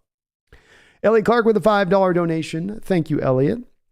Seahawks offense is better than the Rams, and it is not a debate. Super excited to see it against a good defense this week. Well, thank you for the $5 donation. I love the optimism there, Elliot, in that respect and where you look at it. And look, it's at least a debate we can make, but I think certainly you look at where the state of this Rams offense is right now and not where they were last year, but where they are right now. You could definitely make that argument. We run the ball better. We're operating the same type of offense. We're getting, more of the moving of the chains, which is what is built into the parameters of this offense first and foremost. And that certainly couldn't be undersold. I would say too, Elliot, you've got the Rams playing. They put up a lot of points on the Falcons, but then they have had to play the 49ers, and they have had to play the Buffalo Bills in the opening week, which are pretty tough defenses too. Not that we had to play the 49ers as well. So it's been pretty even, I think, the competition level between us. But I wonder about Stafford's elbow, Elliot. There's a wonder about whether or not he can't push the ball up the field, and especially with his inability to target Allen Robinson early on, who is a guy that's at his best attacking down the football field. A little bit of a wonder for me whether or not maybe perhaps he's struggling in that's inhibiting him. But they're also a little bit light receiver-wise when you think about the fact Poo-Poo Atwell has not come along, He's what I joked about in nicknaming him Poo Poo Atwell rather than Tutu Atwell, because when a guy weighs about as much of a bowel movement, he's not going to be able to go out there and be an NFL football player, 140 pounds. Get out of here. Van Jefferson down for the year. I believe he's on IR. And then you, of course, lost Odell Beckham. Maybe they'll try to bring him back at some point, but that certainly brings them down from as far as the receivers they have. Cooper Kupp's fine, but we've got to beat on receivers. We've got to beat on tight ends. We've got to beat them on running backs. And our offensive line right now is playing better. They've sacrificed two positions for one by moving Rob Havenstein from right tackle to left tackle, because now the right tackle position's poor, and he's not really doing very well at the left tackle position. It's good. I think it's a good point, Elliot. As I really think about it, it's a good point. Snail with a $2 donation. Thank you, Snail. Says, put some respect on Trufant's name, Brandon. Go Cougs. I love me some Trufant. Don't get me wrong. I love me some Trufant. But if we're going to go legend label on Marcus, I mean, we're using that legend label pretty. It's one of those things where if you start using words like that for that, then words start losing their meaning. I love Marcus, but legend? Seahawk legend? I could do Pacific Northwest sports legend, because then you can wrap the kook thing into it a little bit, but like legend? Randall with a $20 donation. Thank you, Randall, for the big fat donation. I appreciate you, brother, as always. You're awesome. Says, what's up, big dog? Should we take a swing at a free agent like Sue or Collins, or maybe I'm forgetting someone else? I think we can go 5-2 or definitely 4-3 over the next 7. What point do we take a swing to upgrade the D with the trade? It's a great question.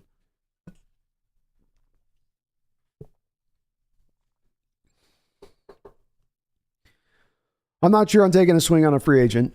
Sue was definitely in that mode at the end of last year where he was a pick your spot guy. You know, where I'm 35 years old. I don't have the engine that can run as thoroughly through the course of a game or a season like once before. I've got to pick my spots, pick my moments. I don't know if the defense is really able to be good enough to handle that right now. And you kind of already have your Sue guy in an Al Woods, and that 30% snap guy that's going to come in and have a pretty good impact when he's in. Collins, maybe.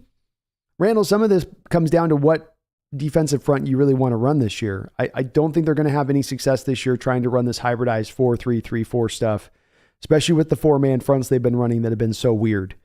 And I don't know what defensive lineman you bring in who's going to be able to overcome the weirdness of that 4-man front, because it does put those defensive tackles in a real keen position to sort of fail right out of the box on the play over and over again. And so I don't know who the guy is that you'd look at. Like I was thinking maybe Randall, we talked about Shaquille Thompson with the Panthers. What about maybe, prodding them a little bit for a potential Derek Brown, a guy that they're soon going to have to decide upon whether or not they want to sign him to a contract extension. You could kind of, see what's going on with a guy like that. I think, Randall, the only way I'd really want to make a trade on a defensive tackle at this point is if they're just going to commit to going back to more of the traditional 4-man fronts. I don't think I want to try to go get a defensive tackle and still throw him into the weird 4-man fronts we're running with the 2 defensive tackles tight inside and the outside linebackers on the outside, or asking a guy who's a 4-3-3 tech to now become a 3-4 defensive end. I don't want to do that either.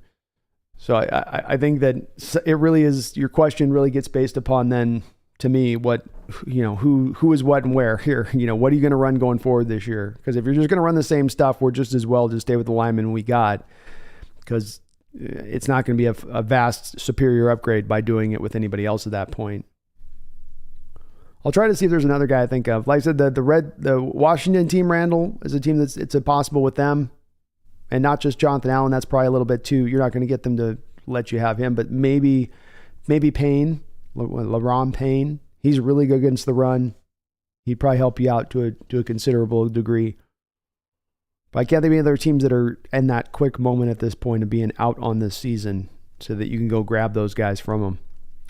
Randall with a $2 donation. Thank you, Randall. Says, what's the cost for a Roquan at trade deadline? Oh, that's a good question. Trade deadline, Roquan Smith. Well, you got to figure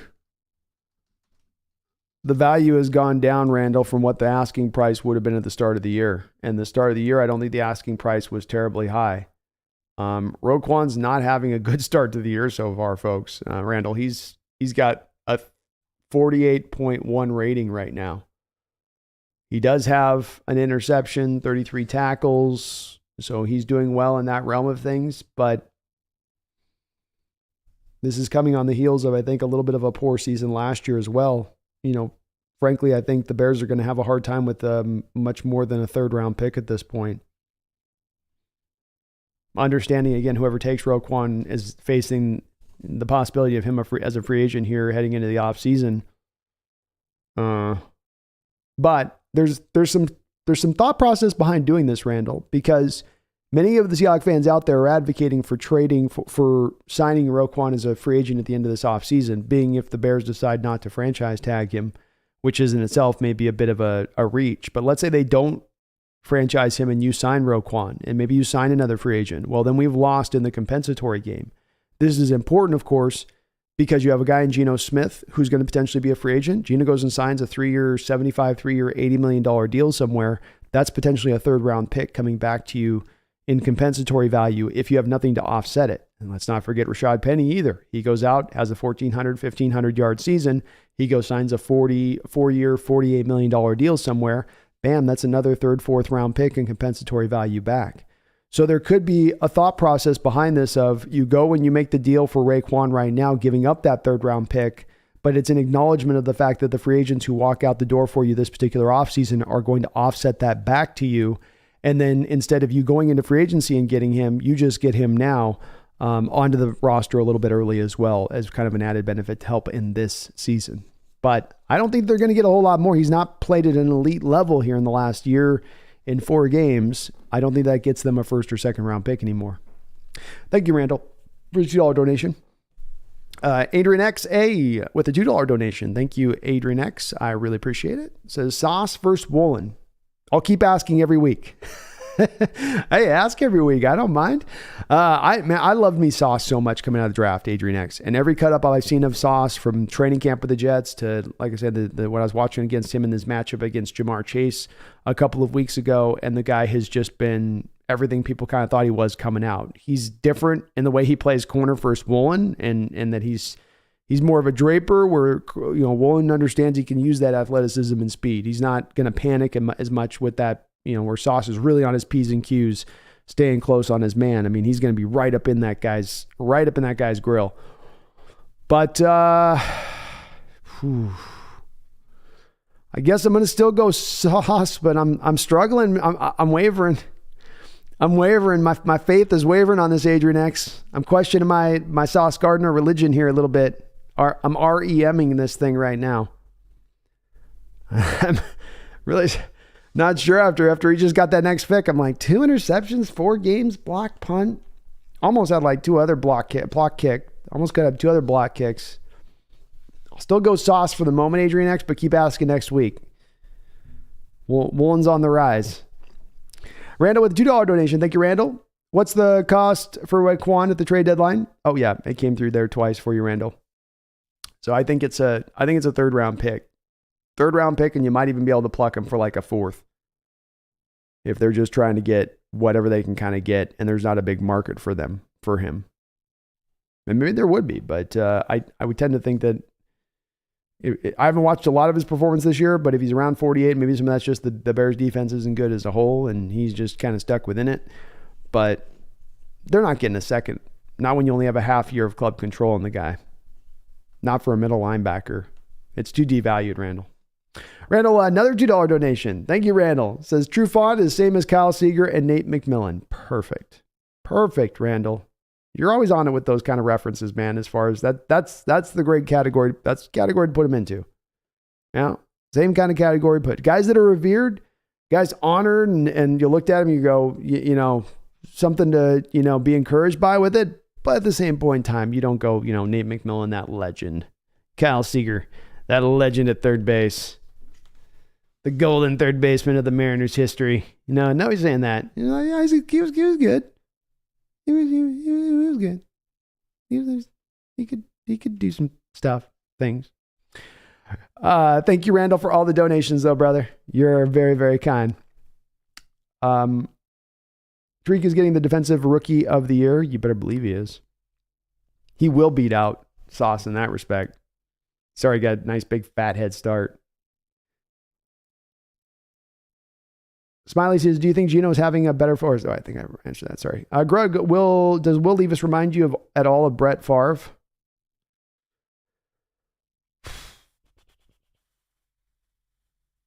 No, not really. I mean, Levis plays within the context of an offense, and he plays wild, but he's not playing wild because there's a smart decision to make, and he's looking past that smart decision to make, decide to do something else that's bigger and better in his mind. It's sometimes a matter of, I'm under so much quick pressure, I got to run, or there's nobody open, I've got to break free and kind of buy some more time on this play to let something happen because that's just not there. If it's there and he goes through his process and his guy's open through his reads and his progressions, he'll hit him. And he is a wild player as far as how he's playing. But again, I think that wildness comes out of the fact that he's under so much duress in the pocket, and he has to carry so much of that load there at Kentucky versus some of the other quarterbacks in this draft and the load that they have to carry. But Brett's a guy that wants to go deep down the field more often than not. He's going to want to let it rip, let the big dog hunt, take Big Bertha out that golf bag, draw that sucker all the way back, and let's see if we can put this thing 330 down the middle of the fairway. He kind of had that more of that mindset, all goes. Or Levis will take the short stuff. He'll go to the little, 7-yard out route. He'll play within the West Coast offense and the parameters of it. Whereas as we saw with Holmgren, he struggled at times to keep Brett in the parameters of the West Coast. It's a great question, though, because this is a little bit, Greg, of what I've also talked about with Geno Smith and people lamenting that Geno's not gone as much deep with it as like we saw with the Russell Wilson. And it's because that's the context of this offense. The West Coast offense is more to be a little bit more of a shorter based offense in how you're passing, not meant to be long. So you can just understand from going back 25, 30 years ago with Holmgren and Favre, where Holmgren's going, stay within the context, and Favre's like, yeah, but he's deep. He's open deep. I want to hit that guy deep. I can hit that, coach. Yeah, I know you can. Hit the 8-yard out route there with off coverage. What logo is that? What logo is that? Sam the Great. The Niners are the number one defense. Didn't expect Geno to put up high numbers against them. No, I didn't either. And they're legitimately they're playing outstanding. They're not just like luckily into that number one. They're very good defense. JT says Malik Cunningham from Louisville, maybe a solid prospect, third roundish. I'll take a look at him, JT. I've got more and more quarterbacks to look through in this draft. I can't believe it. There must be 25 quarterbacks this draft to go and look at. It's amazing how many pro possibilities there are. One pick on quarterback, too many defensive players. One pick on quarterback, need to be. Exactly, Bruce. Well said. Get the quarterback, use the other picks on defense, get the stuff figured out.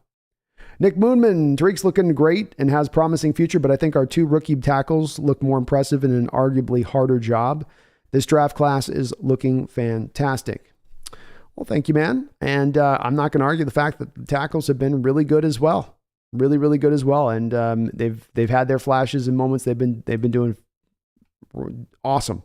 I don't know if they've got a harder job. You're on an island as a corner. You can get attacked in this scheme because our corners don't travel. So you can get your best receiver matched up against Tariq Woolen if you want. No problem. But it's been a great rookie class. They've all been really good. And again, that's why I think this draft's probably the best draft we've had in well over 10 years. Maybe the best draft under Carolyn Schneider during their whole time here. HB says Diggs needs to play better. I'm sorry, he has to be said. Yeah, he can play a little bit better. That's for sure. He's definitely not being a difference maker so far, and from the free safety position.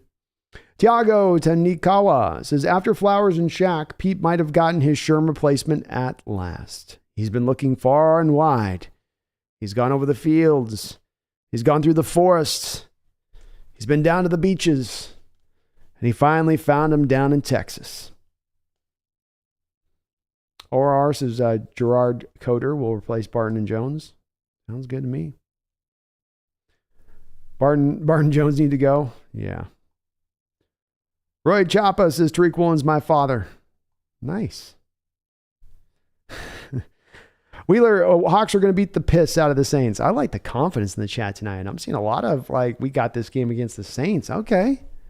It's been a tough place for us to go in and win, man. For years and years going down to New Orleans on the road, it's been, I can think back to my childhood playing some games, watching some games on Sundays going into there, and it's been a brutal place for us, but I love the confidence. I'm with it. Sean Hines, would Tanner Muse work better at linebacker than Cody Barton? I would tend to think that if Tanner Muse is outplaying Barton in the preseason and practice and training camp, I have a hard view of this, Ryan, to believe that the coaching staff would look past that in order to simply start Barton because he's a third-round pick from a couple years ago versus, bringing in Muse or Sean, and versus bringing in Muse, who you did, kind of through a back-end trade at the end of last season. So I just don't think he's probably better than him. Or, Barton has set such a low bar here as far as his performance. If he was, they would have installed him in there. Barton has been bad every single game. It's not been even one game. Made one play in that Bronco game, but aside from that, he has been porous throughout. Megan says, just broke my keyboard, so need to go and try to get it fixed. Oh, no. Hang in there, Megan. Hang in there. KC Turtle says, Tariq was a member of my general manager 2022 draft class. He was fun to watch at UTSA. Now, he had some moments. Definitely had some rough moments, too. Because he gave you a bit of both there back in college. But you could see the physical ability was there, too. HB says, when would you ever see Russell audible into a run? Geno is him. Yeah, I think as Mike Cassesi says, I've never seen Russ audible in a run like we could see like that and how he did beat the blitz. I think Russ would have tried to let it rip. And that was a great call by Geno, especially there on that one where they had a casino blitz coming. They ran sort of a backside run with a pulling guard for a wham block to deal with the blitzer. Just an excellent call. Gregory Rice is Salki Ika, a nose tackle, Skinner, strong safety, and Keanu Benton would be a good start on the line, run fixes. Let me, Gregory, I'll write down, write down those names. I'll start looking at it, man. We're getting into that season where it's time to start taking a look at these guys and get a little bit of a closer look. So I'll look into them. Thank you for the suggestions. Big Country, I think it will be a close game. Need to see who doesn't play before I make up my mind. I'm still a little uncertain myself, Big Country, though the chat's making me feel kind of like I got to stick my chest out and say it from the back of my throat. It's going to be a big fat W. So I don't know. The chat's getting me kind of hyped up right now. But I've been a little bit uncertain on this one. I've been a little worried on this one. You got the Saints team as kind of that injured animal in the corner, that injured, wild New Orleans animal in the corner. You don't know what it quite is. It's covered in mud. I don't think I want to get up close to that thing. But you got to get up close to it. You got to take it down and skin it. I don't know if we can. We'll see. Mike Kazaki says, if our defense can't beat Jameis Winston with cracked ribs, yeah, I'm hoping they can start to kind of lock this down a little bit. They can't be this bad throughout the season. They gotta find some turns here. Sam the Great says the Eagles made great offseason moves. It's why you can get hyped up, Sam, about offseason moves. It's why those things aren't just sometimes people just saying things to say things, but that's teams stack up enough good moves on top of each other from how they spend their money to how they draft. And you've got to laud them for it as far as you can see why they get the results from that. You look at the Eagles draft and you look at how they've spent their money and how they've assembled that team and how they've gotten guys like James Bradbury that were basically tossed away as secondhand parts by the Giants, and they jumped right on him. And then they bring him in there. Now they've got him to pair with Darius Slay, the thing I was talking about with Tariq Woolen, and that the next step of Tariq, if he's going to be the star, is to then get the pairing on the other side so that teams can't just throw away from him, so that they have to attack him. As we've seen teams kind of have to do with playing the Eagles because they have those two guys on the outside. But a guy like Bradbury didn't cost them really anything significant. They were sitting in the right place at the right time, and they pounced. Herbicide says, I got pocket dialed into a timeout once. Yeah, it happens sometimes.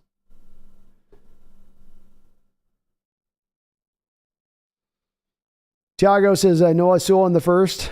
Noah Sewell's tape for me, Tiago, has been very disappointing. I've watched him a couple different times. He's got the size. He's got, at first glance, the movement you'd like to see from the position, but I'm not particularly sold on what I'm not sold on what I'm seeing with him. And definitely not in the first, Tiago. Robert, my brother Pennington. What's up, my brother? How you doing? It's good to see you in the chat. It says, I'm a simple man. I see the Hawks Nest streaming. I hit the like button. Well, thank you for mentioning that. Please do. If you guys like what you're listening to here, hit that like button for me, please. It does help out this channel. Small little thing. Just go right up there. Give it a little quick, fast click for me. You'll be helping the channel out tremendously. Tells YouTube to let this channel grow. Let thy channel grow. Sam the Great with a $5 donation. Thank you, Sam. Says, I need Big Geno to make a statement this Sunday on the road versus the Saints. Prove the detractors wrong. And, oh yeah, go M's. Beat the J's. That too. Don't forget that part as well, Sam. And yeah, let's go. Let's silence the last of those detractors out there. There's still those that say it's only been 4 games. Well, there's Atlanta and the Lions he did good with. Big whoop. Show me what he does against a legitimate defense. Well, this is the week that he could certainly silence those haters. If he comes out and puts up on the road another 24, 27 points, 30 points, he definitely would have people at that point going, okay, this is 5 games now. We can't really excuse all this way. We can't blame this all the way to luck. This isn't a broken clock situation at this point. The broken clock can only be right twice a day. It can't be right 5 times out of 5 times in a day. That doesn't work. That's not a broken clock. And the Mariners are going to be on Friday starting off their playoff run. If you're not, by the way, I do have my channel, TheSeahawksNest. It's one of my it's my alt channel, man. It's when I'm in an emo mood. But really, it's my Mariners channel. So if you're looking for a place to hang out while I'm going to be doing live play-by-play action of the Mariners playoff games here on Friday and Saturday. So hop on over into there. If you guys are looking for something to do, it's going to be 1 in the afternoon. Many of you, I'm sure, are going to be working at that time. But if you're not working and if you're not subscribed to the Crow's Nest, get subscribed because we'll be covering that live action. Hopefully, getting a win here against this Blue Jay, this dirty Blue Jay team. Blue Jay is a dirty, dirty animal. Just a filthy. It's the most filthy of the birds. The color makes you think that it's not. Just a filthy bird. Thank you, Sam. You're awesome. Mike Skinner says, if you're an offensive lineman blocking KJ's spider frame, even at his age, is more intimidating than Kobe Barton. I agree, Mike. Yeah. I mean, we saw, to your point on that, we saw even him and set up at the Sam linebacker last year, take it on tight ends. Tight ends were no match for what KJ could do to him. And it's a good point in the respect of that's something that's standing out about Cody Barton as well, as it's been throughout his time here. Anytime he's been put at linebacker, he can't handle blockers at the second level. He's got no plan to get around them. And he definitely can't take them on physically heads up, or he's gonna get blasted. Mike Kosecki says, no S. Why did we cut Wagner again? I don't know, man. I don't know what this team saw in Barton. I thought at the time they must have seen something in Barton that gave him some kind of confidence in thinking him in this defense with the front. But what did they see in Barton? He's not even close to where even Wagner was on his lost a couple steps point of his career. I mean, maybe Barton's faster, but that doesn't make him better. Mike, if you're an offensive lineman blocking, sorry, I read that. Ryan Ball, Hawks go 8-6 to finish off the season, and Carroll gets Coach of the Year. Geno gets Comeback Player of the Year. Yes, I think both of those two things happen if you pull that off.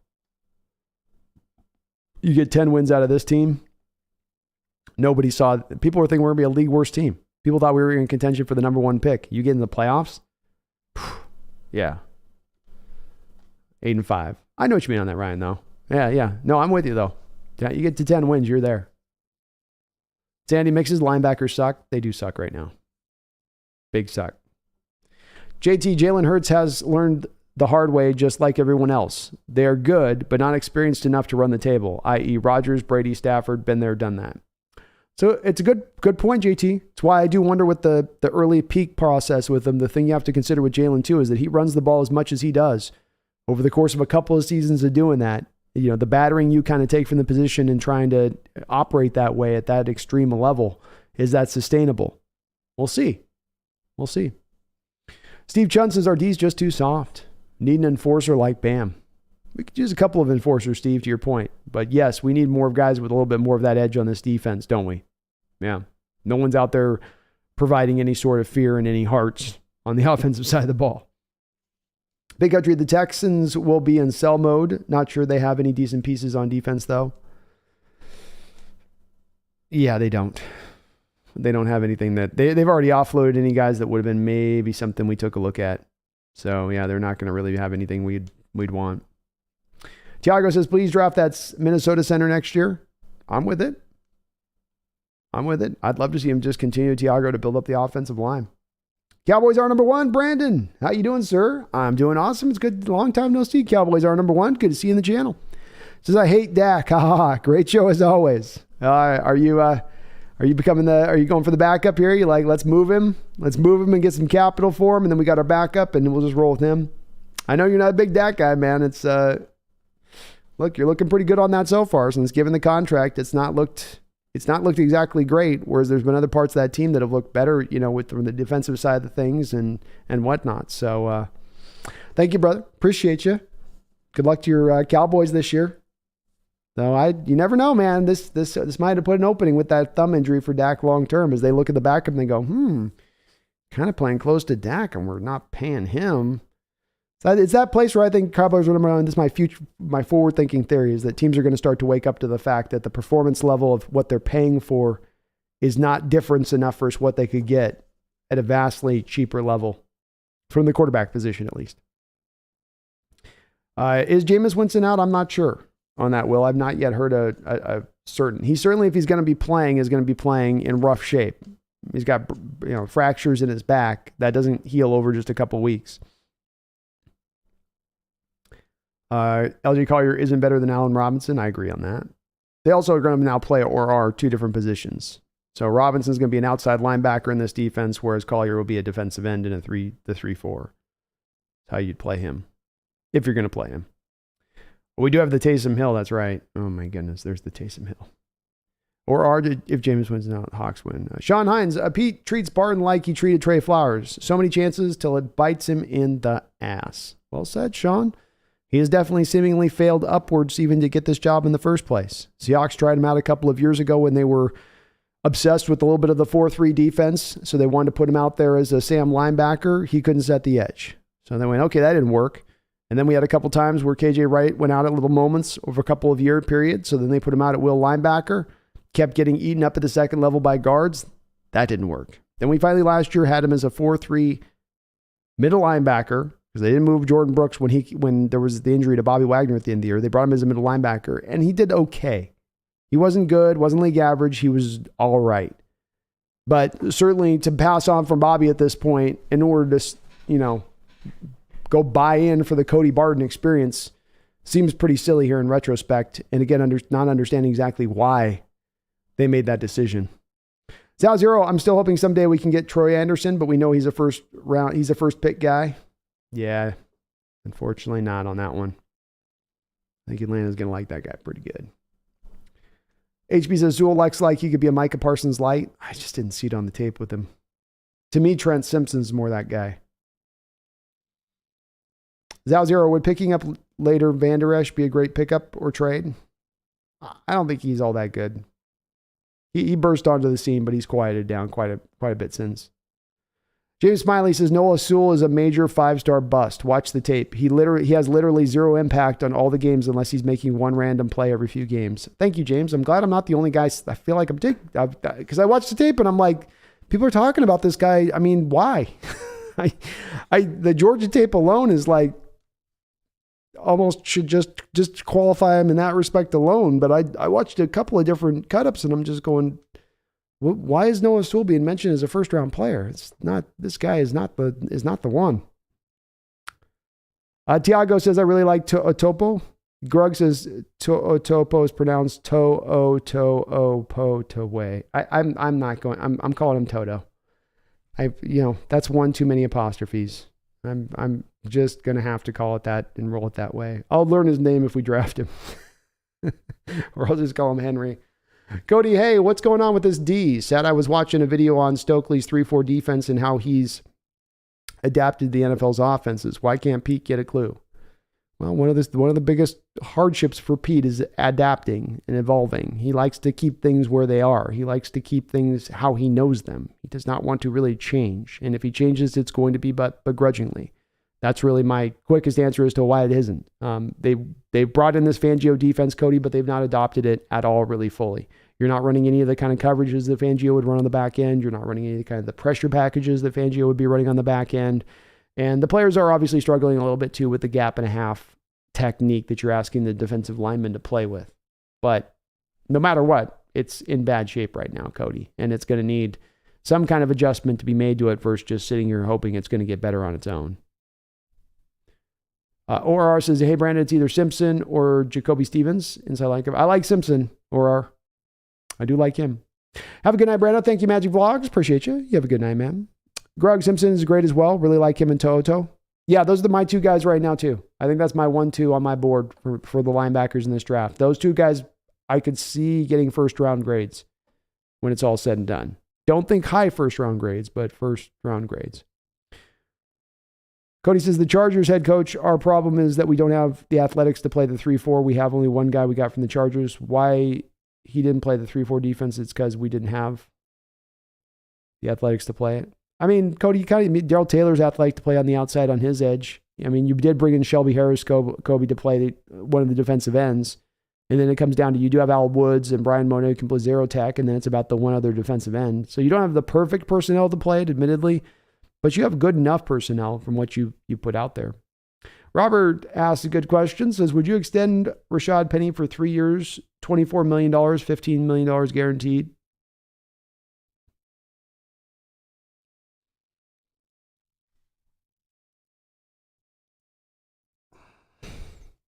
Probably not, Rob, because I think at the end of the day, you've drafted the replacement already that's going to be cheap and give you similar production. So there's not the need to. Even though I'm in favor of drafting another running back next year as kind of a backup guy, I'm enticed. I'm enticed to do it. It's certainly not bad value necessarily, and it's a 3-year deal, so it's not a long-term deal. But just think it'd be still at a point where I probably would avoid paying a running back at this point. Or give me a couple more games to make that decision, Rob. You know, if I can get a couple more games of seeing where he's at and where he's at with his offense. Snail says Dan Henley has 4 sacks, 2 forced fumbles, 1 interception, and 44 tackles this year so far. Whew. Look out. I've heard that name. I haven't checked him out yet, though. Megan, you have a good night. Hope you're doing well. Get that keyboard fixed. Adrian X with a $2 donation. Thank you, Adrian X. Says, if this D is fixed and Geno is cooking, what is our record?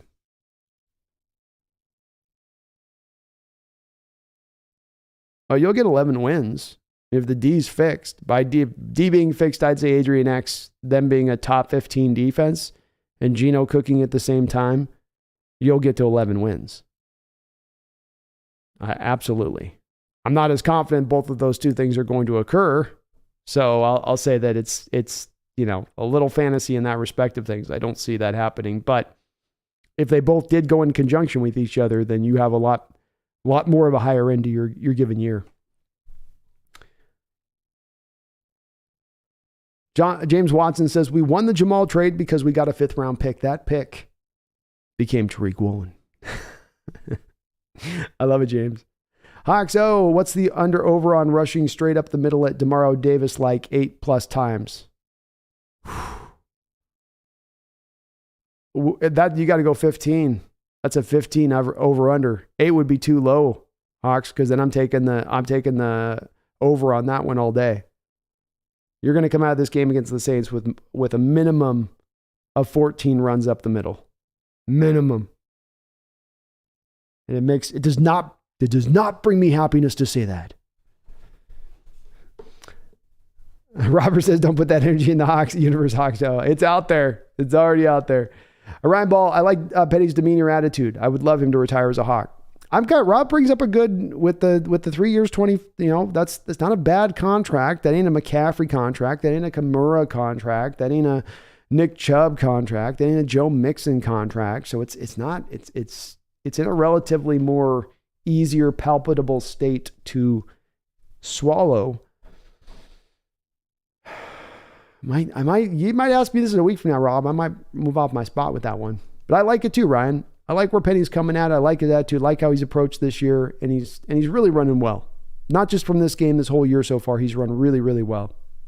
Sam the Great, I like to see Penny stay, mentor Ken Walker, and become one of the best running back duos. I'd be with it too. Man, as we've seen with how lean and light your running back room has gotten in previous years, it might help to put a little bit more investment into it past just saying we need one bell cow guy. Maybe we need a little bit of a stable in there. Or as I've long held, I want to see the Cerebus, the three-headed dog that guards the underworld. I would like to see the equivalent of that at the running back position. 3. Probably being greedy, but I think it'd be cool. Cody O, not saying we don't have athletics, but the 3-4 is more complex than the 4-3, but hey, we can turn it around. Maybe try and DK at a defensive back. I'll say, Cody, one of the things I've said is one of the fixes for this season right now. One of the fixes for this defense right now, to your point on this, Cody, is move back to the 4-3 defense this year. I mean, if you're looking for a quick fix here, go sign KJ Wright, move him back to the Sam linebacker role that you had him playing last year, which is a reduced snap capacity. Run the 4-3 defense, go back to 2 gapping off of the gap and a half. It won't be phenomenal, but it'll get the job done. That's my fix for at least this year. Andrew Sund says, honestly, fun to have several of my teams doing well. Mariners, Seahawks, and Suns. It is good to see, isn't it, Andrew? It is good. It's good our Mariners are back in the playoffs too. It can't help but put a smile on your face seeing them starting to really turn that thing around. And we might, if not this year, in the next couple of years, have ourselves a World Series. Michael YT, 17 for 151 yards for Penny. Jeez. Barkley had 14 more carries and Rashad still had 5 more yards. He puts up some big games. He puts up some funny numbers on the board. We saw it last year. And it's comes down to, I did that video on the running backs this offseason with this team and with Penny specifically, and it comes down to giving him 10 or more carries in a game. When you give Rashad Penny 10 or more carries in a game, he averages something like 7 yards a carry in his career. It's absurd. It's absurd. Get him 10 or more carries. Barry says, like and subscribe. Thank you, Barry, for reminding me on that one. Please do that, people. Please do that thing.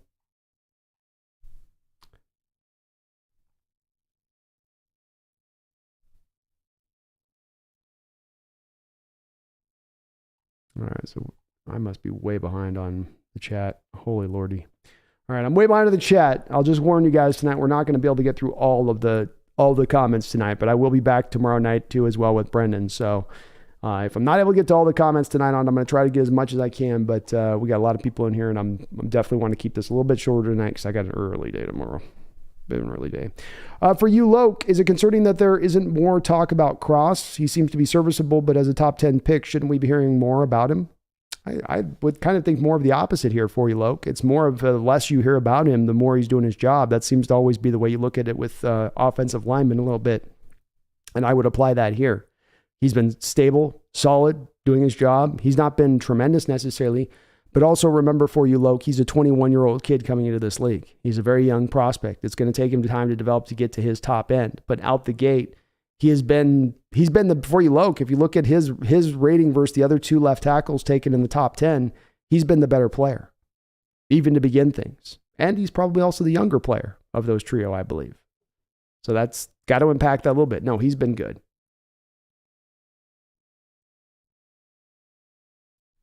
Renal Rivers, thanks for streaming, Brando. My pleasure.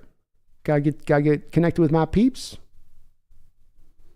Chris Beck says, how did Geno do against the San Francisco D?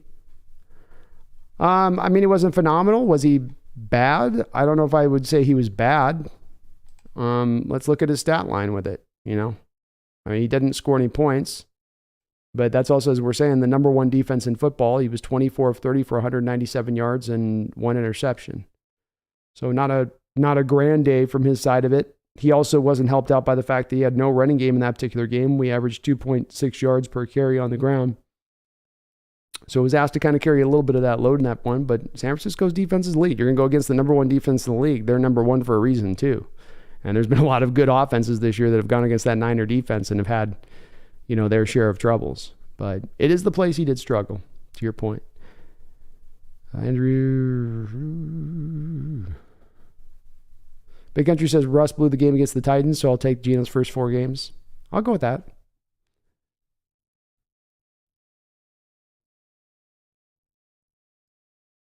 HP, is it too late to downgrade Clint back to defensive line coach? It is indeed. It is indeed. I think we got to look at pointing this one really at Coach Carroll above all else. Wu-Tang Financial, I got to see a lot more Geno balling before I don't want to take a quarterback ASAP, and I've been bullish on Geno.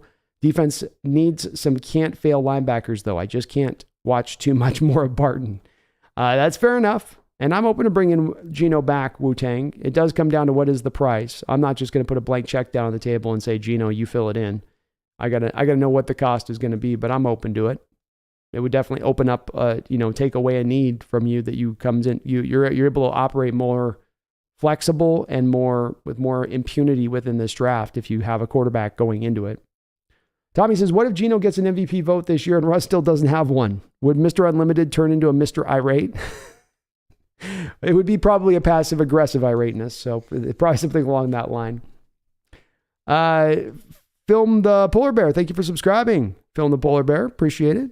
Adrian X with another $2 donation. Adrian X, thank you so much. Says, your plan to beat them dirty ain'ts. Tough team. They get Kamara back. They're going to want to have a nice balanced game plan. They've got some receivers from Jarvis Landry to Thomas to Chris Olave that you're going to have to deal with as far as it's not going to be like the Lions this last week where they're down some hands. They also have a very good offensive line. They're down their left tackle. I think the basic ways to go about this Saints team and attacking them, at least first, how to shut down their offense is you're going to have to play disciplined football, number one. You're going to need to make them earn their way up the football field. Obviously, don't let them, give it the big play. I think you got to play a little bit more aggressively in this game and try to force the action because they do have guys in Michael Thomas and Jarvis Landry where if it's just a matter of you defensively saying, we'll just make you be patient throughout the course of a game, I think Dennis Allen is that head coach, defensive-minded head coach, will tell that offense, be patient. If they're going to just give you the 7-yard slant to Michael Thomas all day, then take it.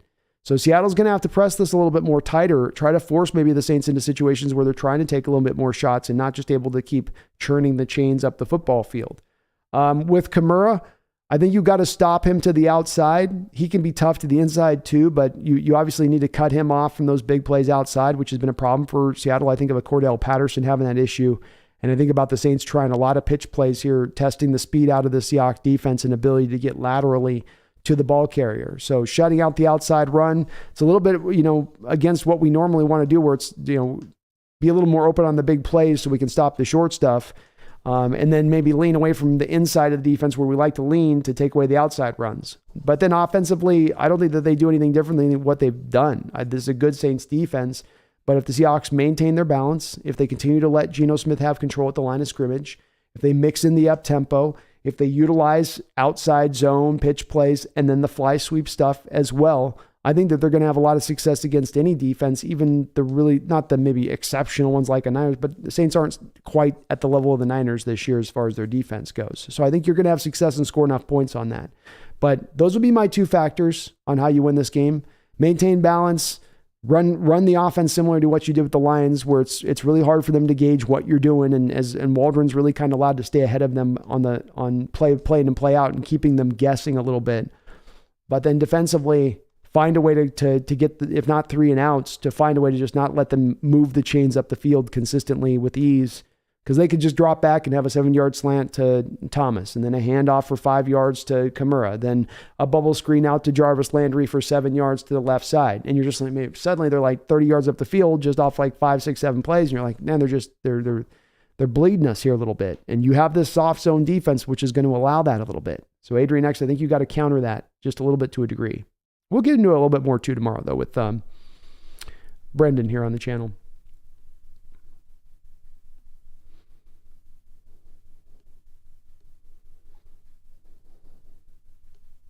Charlie Whitehurst legend. Anderson, no, we're not trading for Roquan with 10 games left on his contract. No championship hopes and good picks for our future. I mean, Andrew, if you get him for a 3rd-round pick and you can negotiate a contract extension in that time, you do it. You could also trade for him and still put the franchise tag on him. So you still have club control on him beyond this year if you want to go that way.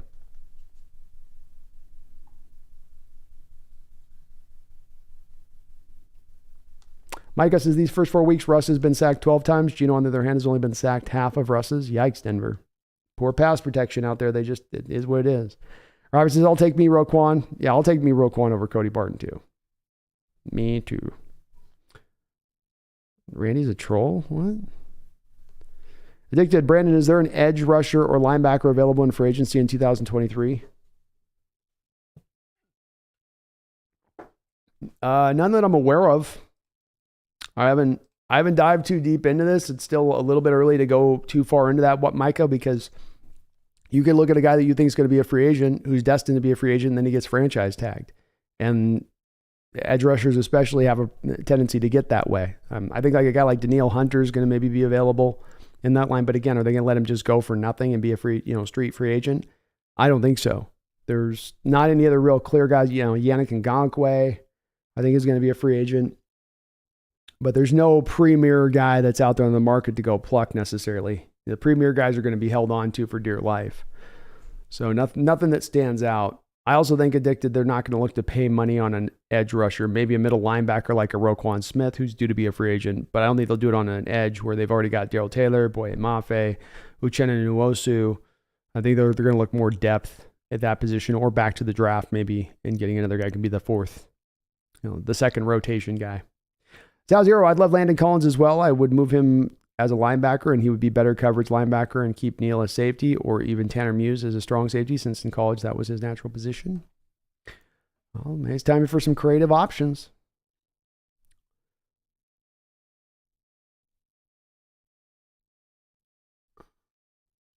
Chris Beck, Denver bought the Sierra Curse.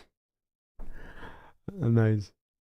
JT, speaking of little guys, who's the best small baller you can remember? Dante Hall? Just thinking. Dante was pretty good. He was a 5'7" guy, right? There hasn't been a lot of them.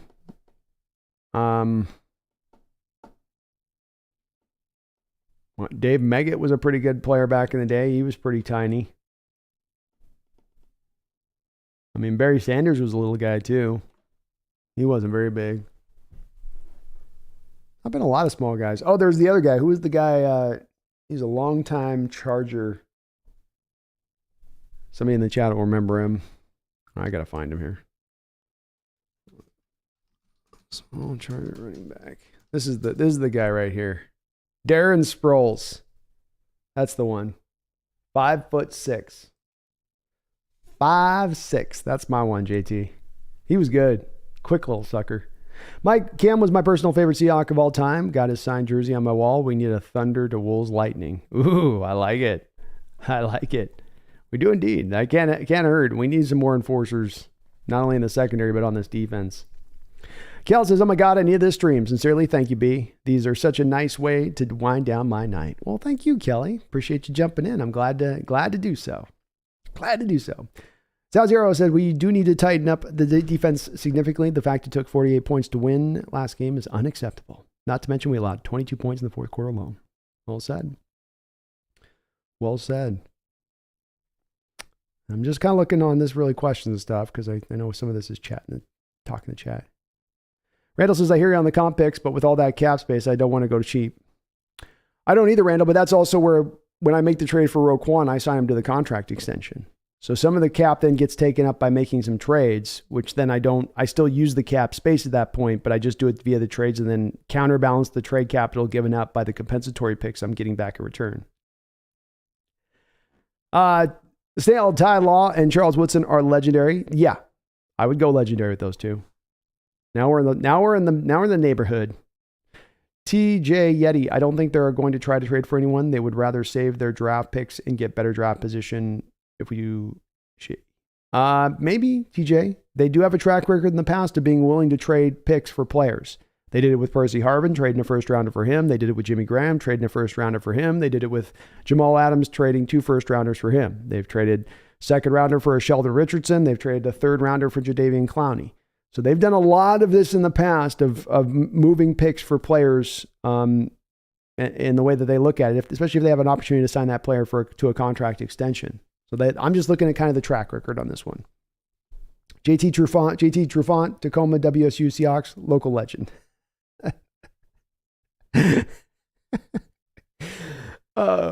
Mike Skinner, we can for sure run on the Rams defense. Ramsey is getting old and Donald can't do it all for the defensive tackle.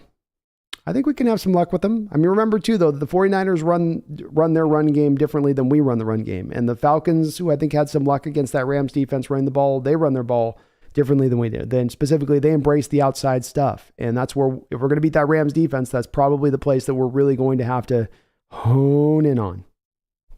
Hone in on it. Wu-Tang says, Sauce better right now, but Woolen's potential ceiling is pretty freakish. Good way of putting it. Right in the cut. Woolen's pick 6. Who else makes that? I don't know if there's a lot of players that do make that kind of pick that way. I do think a guy like Ramsey is capable of making that kind of pick. Even guys like a Xavier Howard, or there's probably a couple who could do it, but not many. Snails has asked the LB guys. They love True. I like True too, but I just the legendary status thing. I don't know why that's getting stuck in my, just Trufant is legendary. Why do Brando, Geno, 2022 NFL record, 77% through 4 games, franchise record, no punts, and first time the Hawks have scored 10 or more each quarter. PFF equals 84.5. Number 1 EPA plus CPOE equals 1.199, which is also number 1. DVOA is 29.6, which is number 2. And the PR equals 108, which is number 3. That is some good stats, man. So Geno's not only doing great as far as the eye test or the advanced or the general analytics, but then the advanced analytics that you mentioned there, like EPA or PR. So impressive by whatever measuring stick you want to use. Smith has been impressive. Tariq single-handedly caused 2, scored in 4 games. Give him the Defensive Rookie of the Year. He's definitely on his way.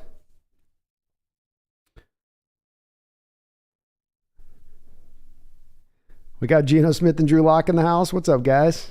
It's good to see you. Good luck on Sunday.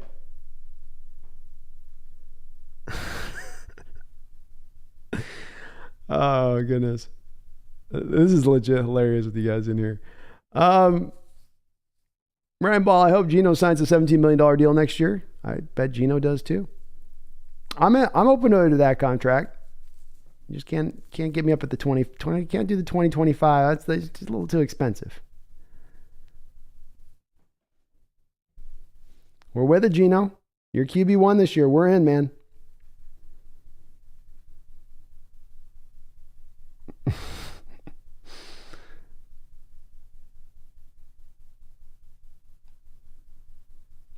I take you to the Hawks. Brandon, I think you're right about playing in New Orleans is tough. Eating all that Cajun and French food the day before the game. Hey, it's a fun city. Yeah, it's hard when you got to get onto the crapper. It's like, I don't know if I can catch this, coach. The jambalaya is just kind of working its way through the lower intestine right now. Tommy, if our offense puts up 25 points this game, it's legit good. Saints are no joke on D. This is a good test for us. Agreed, man. You put 25 on the road on the Saints defense. As I said before, if there's still these Geno sort of haters clutching on to the hope that this has all been luck, they're going to have to cast that away into the night a little bit. At that point, if he comes on the heels and puts this kind of game up as in 5 games a row of this now you're seeing. Mumbles with a $5 donation. Thank you, Mumbles. I really do appreciate it. It says, to be fair to Geno, he had this one red zone trip in the 49er game ripped away by whatever the 4 running back formation was. Yes, we had the trick play where we got it up the football field there and called back because Lucas got up the field, I think, is a little too far in his blocking duties on a pass play, which is a no-no there for those tackles. You only get a couple steps forward at the most. And that did unturn that a little bit for him in that game, or they may would have been a little bit better. There was actually 2. Let's go with 2 spots, Bumbles, because you're referencing a different spot. You're referencing, of course, the Kenneth Walker throw in the end zone, or DJ Dallas throw in the end zone, which did take that out of Geno's hands at that time. But then let's not forget also the flea flicker play, where he makes a great throw down, not a great throw, more DK makes a great play. But they also have the ball down at like the 25-yard line if that play stands, and that one was called back as well. Gotta give Geno his props here. Dick that Hawks says Russell sure did not audible into a run on our second Super Bowl. Shots fired. Shots fired.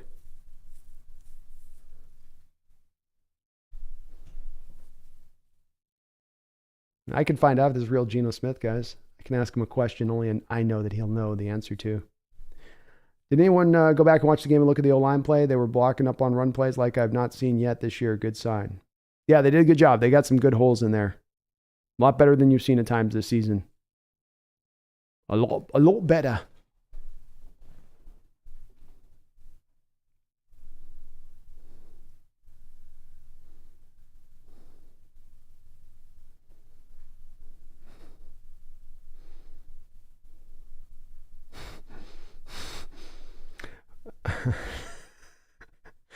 I think the Hawks. Am I the only one who wishes BBK hadn't trashed his leg? I'd certainly like to see what he could do. I wonder if he would be able to hold up as an inside 3-4 linebacker like 5'10". But it'd be good to have some options right now, wouldn't it?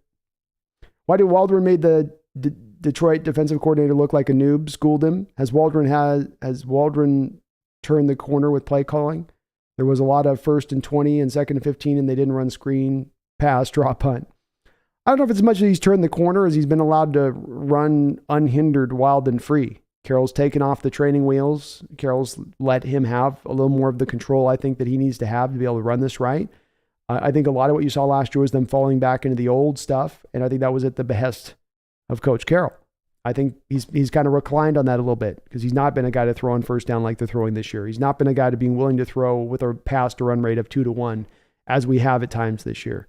I think that that definitely points towards Carroll relinquishing a little bit of that.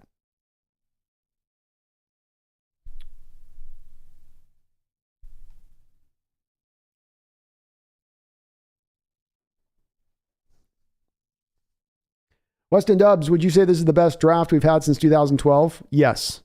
And Weston, I know that draft is historic, but this one might even be better. Two bookend tackles that will look to be upper level. A lockdown edge player in Boye Mafe, upper level starting running back in this league with potential Pro Bowl potential to him. Two maybe starting cornerbacks on the outside. I mean, that's, and say nothing of still maybe what you could potentially get from like wide receivers like Tariq Young, who really flashed in the preseason. Still some more Tariq Smith, still a guy I think after a year from now we could be looking at. So it definitely has the makings of that in my opinion. Yeah. Tommy says Barton's probably a practice squad champ. No show on game day, though. I would rather see Donker in there. Plus, he has a much better name for the linebacker. Donker is a better linebacker name. That's true. Kronos, I have to hear on ESPN radio, one of the hosts always saying he put money on Seahawks being the number 1 pick next year, so he thinks we can't eat our own lunch. It's a bad bet on his part. It's just a stupid bet. He's probably kicking himself for it. Mike Skinner says DK owns Philly, plays with that little extra juice, it seems. He definitely has the better of him a couple times he's played him. And he was in Darius Slay's head after that game.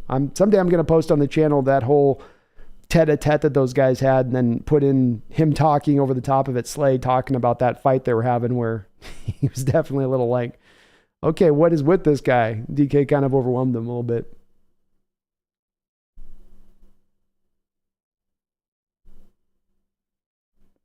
SJM, I like fullbacks. Why do we not have one? SJM, many teams in the league no longer have fullbacks. They've just been exercised out of the sport, for right or wrong. Teams just would rather have an extra tight end on the field rather than the fullback because the theory goes he has a better opportunity to do damage in the passing game, whereas he can theoretically maybe block just as well as the fullback. Jay says, I asked a girl to homecoming. Congrats, man. She asked me to go to our school football game this Friday and hanging out before the game. Wow, she's going to make you earn it, huh? She's going to make you earn it there, huh, Jace? She can't just say yes. It's got to come with some, you got to come with some terms. There's got to be some terms and conditions. Come on, I worked up the juice to ask it. Come on. We hang out with her every day before school. We have everything in common. Well, that's good. You do like hanging out with her. So there we go. There we go. Hopefully she said yes, though, within all that. You didn't give me a confirmation of a yes in there as well. Tommy Eden, have you scouted Drew Sanders, linebacker, Arkansas? No, not as of yet. Or Latu Lailutu? I haven't, Tommy, but I am copying and pasting and adding him to my list of dudes. So we'll take a look at him, and I'll be giving him a look because I did not like the first branch of linebackers I looked at. Sam says, happy to see Geno ESPN acknowledge Geno and opening up the book and not writing him off. Fox returned the book to the library. They love the Cowboys and Lakers too much. Yeah, they do indeed. And yeah, you got to give him his props at this point. As I said Sunday, like now it's time. All those people have been holding out and saying, well, there's just this. Well, there's just, no, it's too much now. It's too undeniable. Let's go. Boomers, Brandon, what are your thoughts on Miles Murphy? Haven't had a chance to look at him yet, Boomer. So I'm definitely, just admittedly, folks, I'm behind on prospect look in football stuff. It definitely takes me a time to kind of catch up on all this stuff, especially as we get into football season because I'm so caught up on what's going on with the Hawks. So I'll take a look at him, though. I'll add him as well to my list.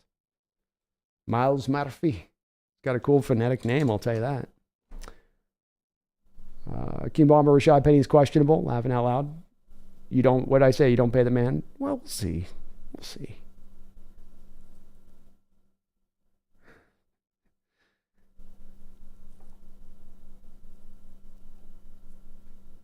Sam the Great, other than the Eagles, who else looks like a problem in the NFC? Well, I think the Niners still look like a problem in the NFC.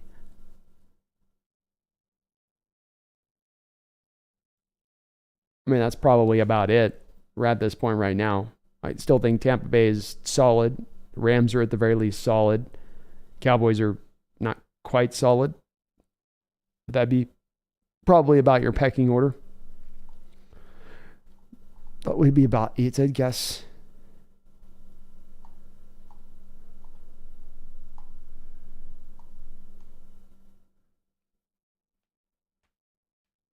BZ, the 3-year deal for Penny is a good idea, but yeah, for a few more games, if the knee gets fixed and we see 11 wins, how you feeling about Pete moving forward? See him to retirement? But yeah, BZ. I mean, I'm definitely going to be in a state of evaluating Pete, and I'm going to be doing it through a little bit of a harsh lens. He's made a choice to buy back into this process as he has, and I want to see the signs that he is able to take that over. And if he gets to 11 wins, I can't deny he's taken a roster and elevated the roster and the talent of that roster through his coaching and through the decision-making that they've had in assembling that roster. So I've got to, at that point, give him those props and say, okay, you've earned that right at this point. But he is still at a point of needing to earn it through the course of the entirety of this year. Not even necessarily busy by getting to 11 wins, but by showing you that the team is progressing. And that you're not looking at this offseason saying, I still think we're at the beginnings of the rebuild, kind of. We've got more players, but the scheme still isn't there. Coaching still might not be there. Still not there with the quarterback. So that will be a part to track. But on 11 wins, I couldn't deny it at that point. Weston Bayer, early predictions for our date in New Orleans. I do think we have a shot, but teams like this have given us trouble, and they're at home, not super confident to get back on the plane with the W. I'm not confident on this one at all right now. I'm glad the chat is. I love to see the chat's mostly like, oh, this is a win. I could see this being a close game. The Saints just edging us out by 3 points. Probably a good scoring game again overall, where you get like a 27-24 kind of thing. That seems like about the right area. Saints probably do take it. Big Country says, does trading Penny midseason sound insane? Not necessarily. No, Big Country. I think that if you're at 4-2 at the trade deadline, I think it's a little bit more crazier. But if there is a team that's willing to offer some real good value for him at that point, I mean, really put down, by good value, I'd say like a 3rd round pick. I'm open to it. Cameron Ashcroft, if Woolen's going to get his name out there, like a lot of people will know his name, like not Seahawks fans, like all fans by the end of the season. Yes, Cameron. Yeah. He's playing that well to where he's going to, and because he also has a little bit of that, he's so big and so long, that's going to stand out too, right? Kind of silhouette you kind of cut in that respective thing. He's some 5'11" guy that's out there just could look like any other football player. So I think that's going to help make him a little more recognizable for people. But being this quick, this early, the hype will start to build with him, yes, even by the end of the year. If he stays on this trek, of course. Dean Bomber says, I want to see them get rid of Penny by midseason. I'm open to it. SJ says, I think fans would be pissed if they traded Penny when he's hot. Yeah, they probably wouldn't love it. And again, if you're in competition for that playoff spot still at that point around the deadline where you're still at least in the mix, people would not probably love seeing that. It all depends on what the offer is we're talking for me on that and where we are as a record. Brian O'Connor says, hey, do you know when the trade deadline is? And do you think we will be a buyer or seller? I think it's around week 8 or so, if I'm not mistaken. Too early to tell, Brian, if we're a buyer or seller. I would lean to saying we're probably going to be a seller over a buyer. But if the team is in contention in the playoffs, if they're at a 500 record at that time, even, I think that puts them more into a buyer stage than a seller stage. But if their record's less than 500, 2-4, do it like 2-5, then you're going to go the other way with it. Sam the Great says, I understand wanting to draft capital for Penny, but I'd rather keep him on a friendly deal. I'm kind of open to either possibility. I think as somebody else said above there, I would like to get a little bit more of the time to kind of view him and think about this. I think as Beezy said, give him a little more time and think the situation through about where it's going to go before I make a determination on what to do with him. Let's give him a few more weeks with it,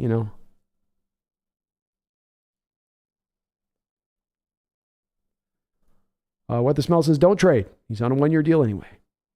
I'm good with it. Kronos crosses big knock by everyone since his pre-draft, even though he needs to get a little stronger to deal with the power rushers, but otherwise him and Lucas are number 1 tackle duo so far this season. Agreed. Yeah. And he'll get stronger with age. 21-year-old guy not being super strong yet, it's understandable. Peter Ryabi says, had to give you a like. Sorry, I'm broke, so that's all I could do. Like is all I ask, man. So I appreciate that, Peter. You're awesome for doing so, brother. You are awesome for doing so.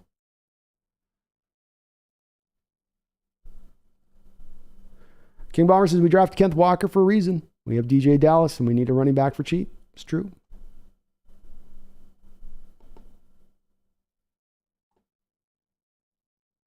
Or I say, Brendan, I say put DJ Dallas at a linebacker. I don't think that's going to work, RR. Dick Jadox, Brandon, what are the odds Taysom Hill runs for 20 yards inside of Darrell Taylor's edge rush? 100%. 90% of the time, it works 100% of the time. Yeah. They're going to go at Darrell Taylor every time he's in there on any kind of rundowns, because every other team's doing that. Every other team. SJ says, besides, Seahawks fans like badass running backs. Penny's a badass right now. He is a badass right now. Marcus B28 says, imagine if we had drafted Tyler Linderbaum like we should have. They were trying to get back up into the first round to get him, Marcus. They were trying. They couldn't get a trade pulled off on it. Hard pressed, too, to not take any of the picks we took there, taking it across for like maybe trading back or packaging multiple second-round picks to go get him at that point, where you would have lost a Boy Mafe and Walker to then go get a Linderbaum. I don't know if I would have wanted to pay that price, but they tried. I liked him a lot. He's going to be a good player, I think, in this league.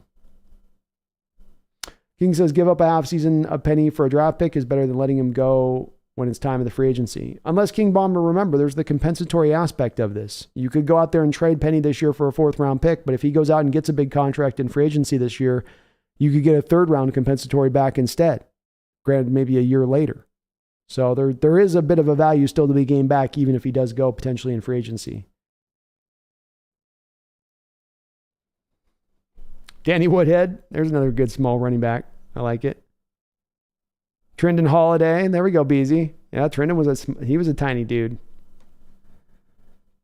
Mike Skinner, is Kenneth Walker as good as Penny, though? After 4 games of limited snaps, I'm not quite ready to hand the torch so quickly. Let's see at the end of the season how Walker does. I don't think he's up at Penny's level quite yet. They're 2 different type of running styles, Mike. Penny is more of a big play guy, whereas Walker's a little bit more of the guy that I think is going to consistently be able to kind of grind you stuff out.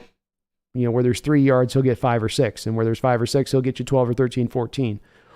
So give him some time. He's a rookie. He's still learning his way. He had that surgery in the preseason, but he's not up there yet. You're right. Not yet. Michael says, Geno Smith will struggle this week against the Saints defense. See, they will not let the Seahawks score 48 points. We're agreement there, Michael. There's no way you're coming out of this with 48 points this week. Chris Peck says, Blue Jays have the most annoying scream. They do. They do. And just a filthy bird. Just a filthy, filthy bird. Michael, trade for Justin Fields for a 2nd-round pick. Bears draft a quarterback next year. I'm open to it, man. He's definitely got a bit of a tough deal there with the Bears and the situation they set him up with there. In a lot of ways, set up to fail, Michael. So making that first early assessment of Justin is, I wasn't the highest on Justin coming out of college, but I certainly wouldn't just say, well, he has been what I thought he was going to be, because he's not had the chance to show really what he could be.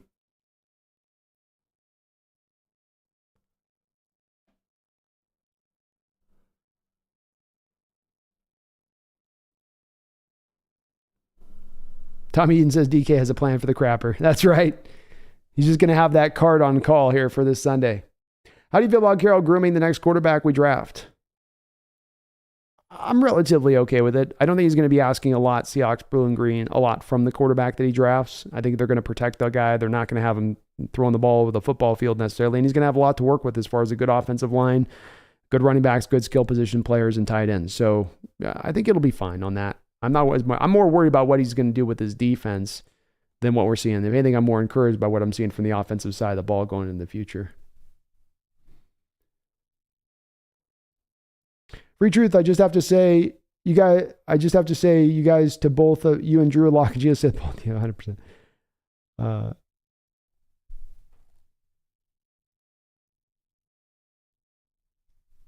Ike Skinner, if he goes with 9-8 in a rebuilding year, why retire? Yeah, Carroll's not going to rebuild. Carroll's not going to retire if he gets us to the playoff this year.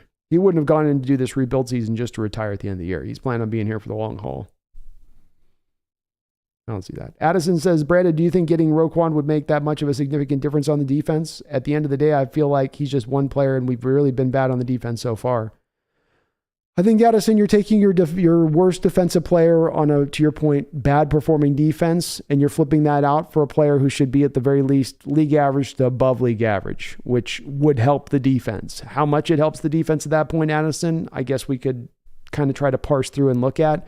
But you're at least starting to take steps forward to help the defense out. It wouldn't have to be necessarily be the only move you make, but it's going to be a big help over what you've got from Barton because Barton's playing so bad at the position. I mean, it's not just the defense's fault for Barton's struggles. It's that Barton has been bad all the way around. And I don't think that, I think you would have a pretty big upgrade from Roquan from Barton. And I can't help but think that would at least help you by maybe a couple points a game. Maybe not significant, like it's a touchdown difference, but like maybe couple points a game that's worth.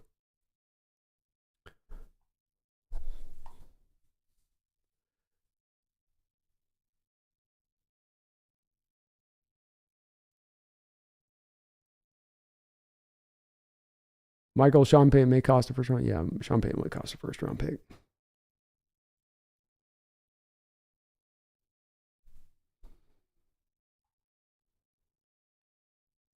John L. Williams is the greatest Seahawks fullback of all time. Well said. 100%. 100%.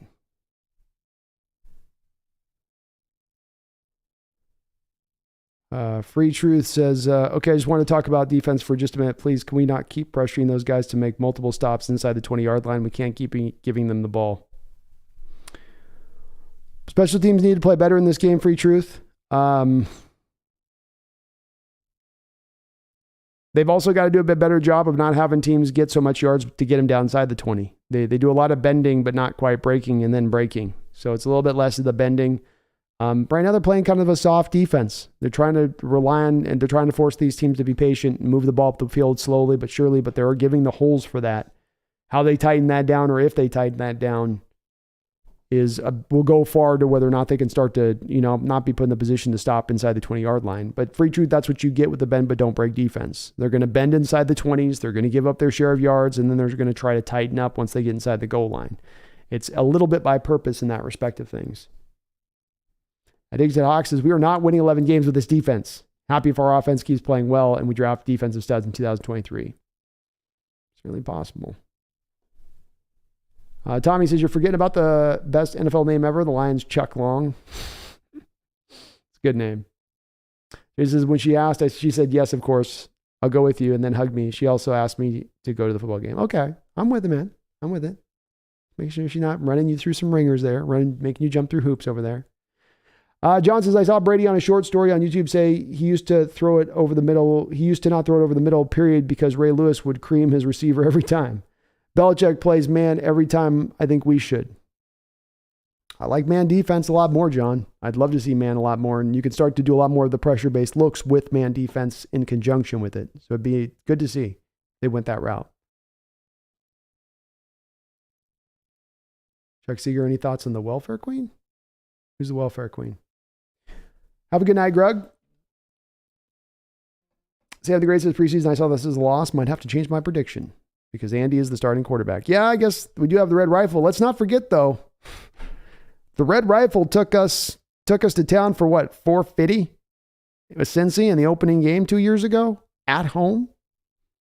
The red rifle was launching Scud missiles at us that day. Scooby Snacks, Woolen, Richard Sherman's 2.0 version.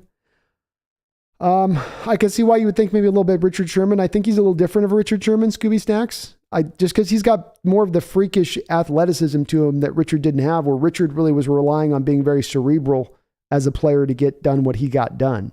Not that Richard was just completely unable to move, but just Woolen's different in that aspect of it. So it's harder to make that comp, I think.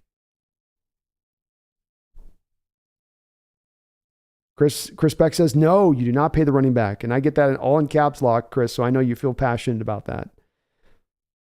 I can tell you're passionate in that feeling. Logan Dumphy says, do I think Ryan Neal should get more playing time?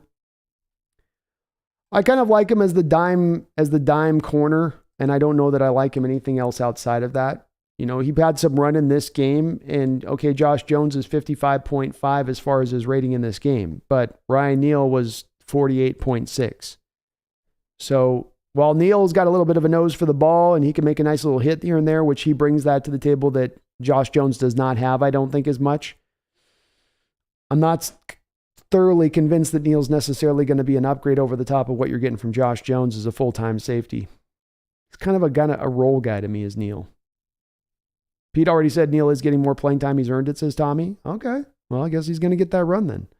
BZ says the good thing about Penny's injury history is he still has lots of tread on his tires. Certainly does. He's not had a lot of seasons of 150, 200, 250 carries, that's for sure. John, when Geno first played for Russ last year, I thought he could be as good as he is now. He's doing better now because he's getting all the reps and they built a game plan around him. I think it's that, John. Absolutely, it's that stuff. I think as well, it's the second year in the playbook, right? You give that quarterback that first year in the playbook, he might look a little rough. Give him year two, and now he starts to look a little more comfortable. And I think that's a bit of this as well. JS with a $5 donation. Thank you, JS. I really do appreciate it. Very kind of you. Says, do you think Woolen compares with Sauce and Stingley? From what I've watched of Sauce this year, he's been really special, almost Revis-like. I don't think that those three guys compare to each other exactly, no.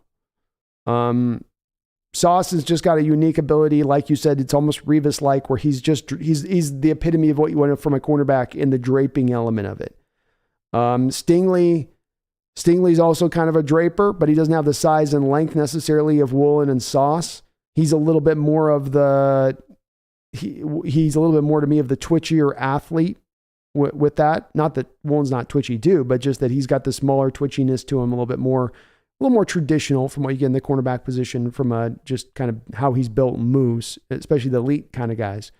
Where, Woolen is definitely got some characteristics that are similar to Sauce in being as tall as he is, as long he is. Both can jump really, they both got a lot of clearance to get to the footballs. But I don't think he's at that drape state yet. He's still sort of kind of figuring himself out with it. But both of them are also zone cover corners. All three of those guys are really zone cover corners. So that is the one place that they all do compare down the line. I don't think any of those guys are pure man guys.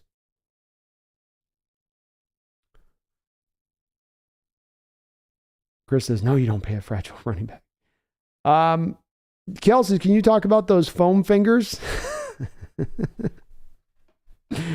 Oh, they used to be a thing, Kel, back in the day. They were hot in the 80s. Foam fingers, you weren't a fan in the stadium if you didn't have a foam finger in the 80. You were a lesser fan at that time. They've fallen away a bit, though, haven't they? No more foam fingers. Green Ace's hot take, Waldron becomes head coach when Pete leaves, and then that would force us to hire the best defensive coordinator available. Maybe with that, Green, we'll see. King Bomber, the Hawks Nest. Here's the issue with the I can't say the word now. Compensatory thing. If we go on sign Roquan Smith, don't we lose the compensatory? I feel like we're going a spending spree soon. So this is my theory behind doing it, King Bomber, being in the compensatory value of things, you've got to do things by getting up ahead of things. So you go out and you go up ahead of things and you try to anticipate. So if I was to look to make a move of if I was to look to make a move of a Rashad Penny, stay with me on this for a moment, okay? I make a move of Rashad Penny, I pick up some draft capital, I pair that together with some back-end draft capital to then go get Roquan Smith at the trade deadline. I then, King Bomber, look to try to get Roquan Smith on a contract extension. I then get to the offseason, and then I still am at a point now where the compensatory game where I've not signed that guy. Or if we don't move Rashad, but we bring on Roquan as a trade, and we just hold on to Rashad Penny to go for it this year. Then Penny goes, and then you're plus on the compensatory. Even if you move Roquan for a third rounder at that point, you get the third rounder back with Rashad. So there's a couple of ways you can play it off the inverse and go, but it does require you to sort of plan ahead out in how you do it. But then you can also attack how you upgrade the team and using that money through other trades with that too, King Bomber. So you just take a tract of, we're not going to sign any tier 1, tier 2 free agents. We're going to wait post June 1st on some targets, and then we're going to make some trades rather than working the free agent line of things. And they've gone that route before back in the days when they were playing the free agent game. That's why you made a trade, I think, on a Jimmy Graham year, was because you were kind of trying to play that as opposed to going out and signing it. It's hard to play it, but if you plan it out ahead, especially about right now up into this trade deadline, you can get a little bit out ahead of it. And they do have guys, King Bomber, if you're going to let Geno go, if you're going to let Rashad Penny go, I think there's one or two other guys that are potential free agents. You could really come out with 3 or 4 compensatory picks with what you have on this roster right now.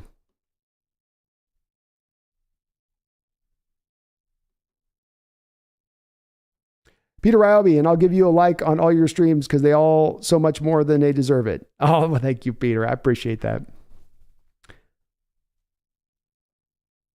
John says, I think Metcalf's going to get the best of Lattimore, though, especially with the threat of Saints post and comebacks.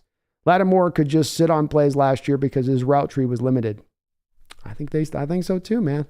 Let's see. It's going to be let Penny walk if he wants at the end of the year. That's the reason we drafted Walker in the first place. Agreed. Very much agree.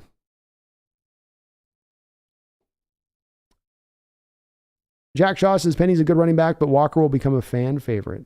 He's going to be exciting, no doubt about it. Brandon, how will our rookie tackles do in pass protection against Saints defensive ends? Could be a key to a game. Could be. I mean, you have Davenport. Cam Jordan's getting a little bit older now. I mean, he's definitely getting up there. So it's a challenge. I don't think it's any more of a challenge than what they've dealt with so far, though, Addicted to Hawks. And it's probably not as tough as what they were dealing with in the Niner game. So it is another step. It definitely is in that respect of things, but I think they're going to be able to hold up. Tommy Tickler, WRY, give Julio to the Houston Astros for nothing, but the Seahawks win 2 Super Bowls. Oh, what would you do? Sorry. Give Julio to the Houston Astros for nothing, but the Seahawks win 2 Super Bowls in the next 10 seasons. Oh my God. Or Seahawks go on a 20-year playoff drought, but the Mariners win the World Series this year. Wow, Tommy, you gave me a tough one on that one. I don't want to let Julio go, but I mean, 2 Super Bowls in the next 2 years. If I'm winning the next 2 Super Bowls in 10 years to give up Julio. Well, I got to throw that baby into the fire.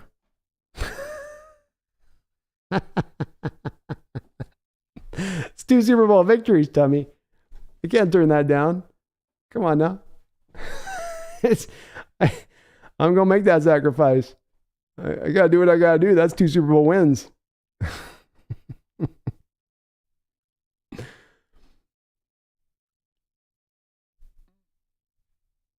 John says, what's the max contract you'd be willing to give Penny? What's a discounted contract look like?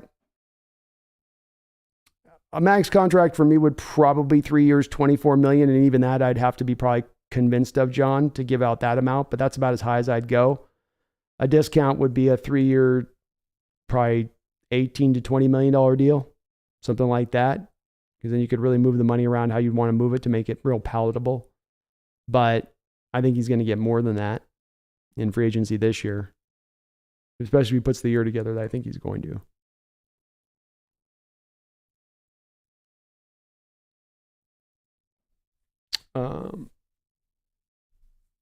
John says, once the defense starts trying to take away the short and intermediate passing routes, the deep shots are going to open for Geno to get huge gainers and long TDs. Agreed.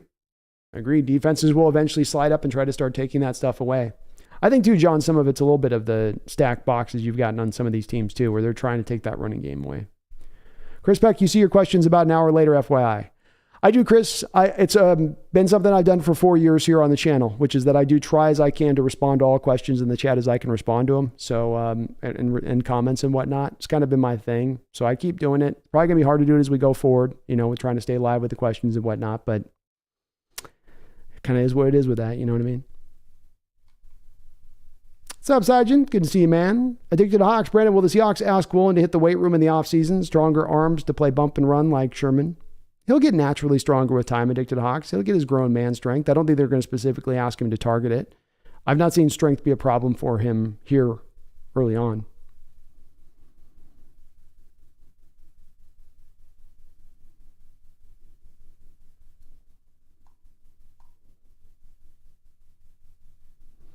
King Bomber says, I do understand people wanting to pay Penny, but we're making the same mistake that we did with Carson. It's a valid point, man. It's a valid point. I wouldn't push too much back against that. I do think that Chris Carson had a little bit more of a richer history going back to high school as far as his injury history goes. And I also think, King Bomber, that they made that signing understanding that Chris Carson had a chronic neck injury that was going to continue to be ongoing. I'm not sure that Penny has something chronic necessarily set. So I do think there's a little bit of a slight difference, but just in regards to paying running backs, we've not had a tremendous amount of luck here in our history. Mumbles is on board with the 3-year deal for Penny. I'm not against it. I could be talked into it. Kel Woolen is what Pete wanted Trey Flowers to be. They look alike to me. They do look a little alike. Yeah, they do. It's a good point.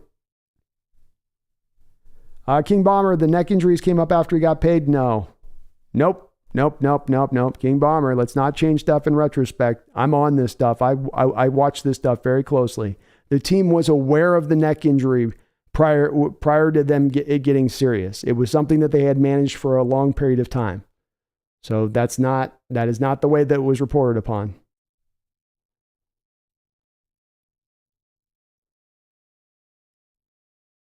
Bryce Young is literally the same size as Tyler Lockett. Does Tyler Lockett look like an NFL quarterback to you? No, I'm not a big Bryce Young. I'm not a big Bryce Young guy. I think you're probably responding to somebody in the chat there. Seahawks blue and green. Sean Alexander dropped off considerably when he got paid and has MVP year. Our past is not good in paying running backs except Marshawn. And even Marshawn, by the third contract you gave him, that cost you on the back end of that because you had a lot of dead money to swallow when he walked out the door for the Raiders. So the Bombers' point on this, that paying running backs hasn't been good for us in the recent past, is a valid one, and that we've been burned by this. I would say the one part where I parse that, though, and say I'm a little not quite as on board with you is making the relation of Chris Carson equals Rashad Penny as far as the injury situation goes. As Green 80 says, they're also two different type of running backs and the kind of damage that they sustain with their running style. Addicted to Hawks. Brandon, am I the only one who misses the Mike Robb report? No, I do too, man. I'd love to see Mike Robb report come back. That was awesome back in the day. We didn't know what we had. We didn't know how much we were treated to that, especially like when he's trying to get Marshawn to talk. Wonder if Woolen will ever see a few plays on offense. Ask Beasy, given his stupid height, speed, and used to be a receiver, even if it's just to stretch the field.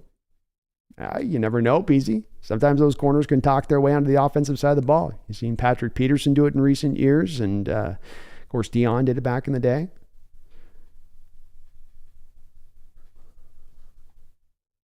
Jess says there's always the next lifetime for the Mariners. Exactly. Sorry, I got to take my 2 Super Bowl wins. It's a great question, but I gotta take my 2 Super Bowl dubs and what?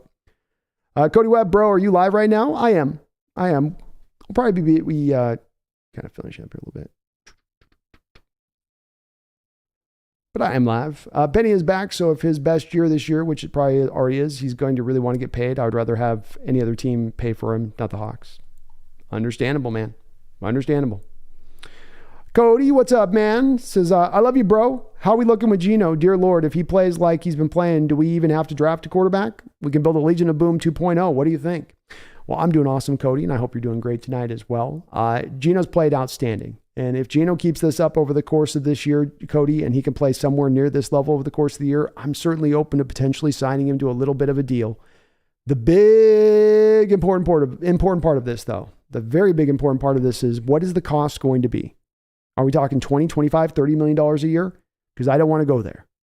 But if he's willing to come back at somewhere in the neighborhood of like a $15 million deal on a 3-year deal or something like that, I could be talked into that. I'm very tantalized and enticed by the prospect of having those 4 picks through the first 2 rounds and being able to put them on every other position but quarterback.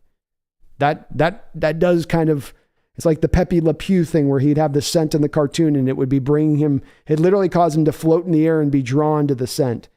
I am drawn to it for that reason almost alone. But the cost, Cody, is the important part. I don't think you're ever going to rebuild the Legion of Boom 2.0, even with an outstanding talent like Tariq Woolen back there. I think that's a once-in-a-lifetime defense, say nothing of being a once-in-a-lifetime defense you get to see on your particular team. So probably not going to get there again, but you can build a super defense back up, Cody, and really it's built and based upon the fact that you're not putting as much money in the quarterback position, because now you can put that money and those assets into the defense. And not in total, but just a little bit more resources in the defense than you could if, let's say, you're paying your quarterback 45, 50, 55, 60 million a year. Peter Ialby says, P. Penny worth so much, the new dollar now.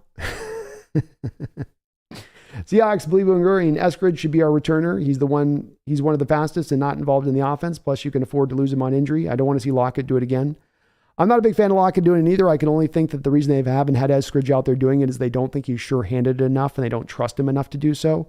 But yeah, I would prefer to see him out there do it. I'm guessing he doesn't have as sure of hands in that regard. Jack Shaw, Brandon, if Geno ends up having a career year, do you franchise him in the offseason? I don't franchise him. That's going to cost you probably somewhere in the neighborhood of $35 million to do that. It's going to be very expensive to pull a franchise on him. So no, Jack, I wouldn't. That's going to be way too expensive. And really the plan here, one of the reasons you didn't pay Russell Wilson is you wanted to get out of the mode of having to pay the quarterback big money, having to pay that position big money. That's been hindering you. I think they're trying to avoid that into the future. If Geno comes back on a discounted deal, Jack, I think the team would be open to it, but it's got to come down to something a lot lower than that range of what I think he's going to get paid at. Someone might, if he has a great year like this, or the year I think he's on track to have, someone might be willing to do a 3-year, $65, $70 million deal for Geno at that point. And that gets a little bit too rich for my blood. I like Geno, love the year he's having, but that's a little bit expensive. That's a bit costly. Bash says, I think we should re-sign Rashad for Penny for another 2 years. I think he's going to want a 4-year deal if he has a year like this again.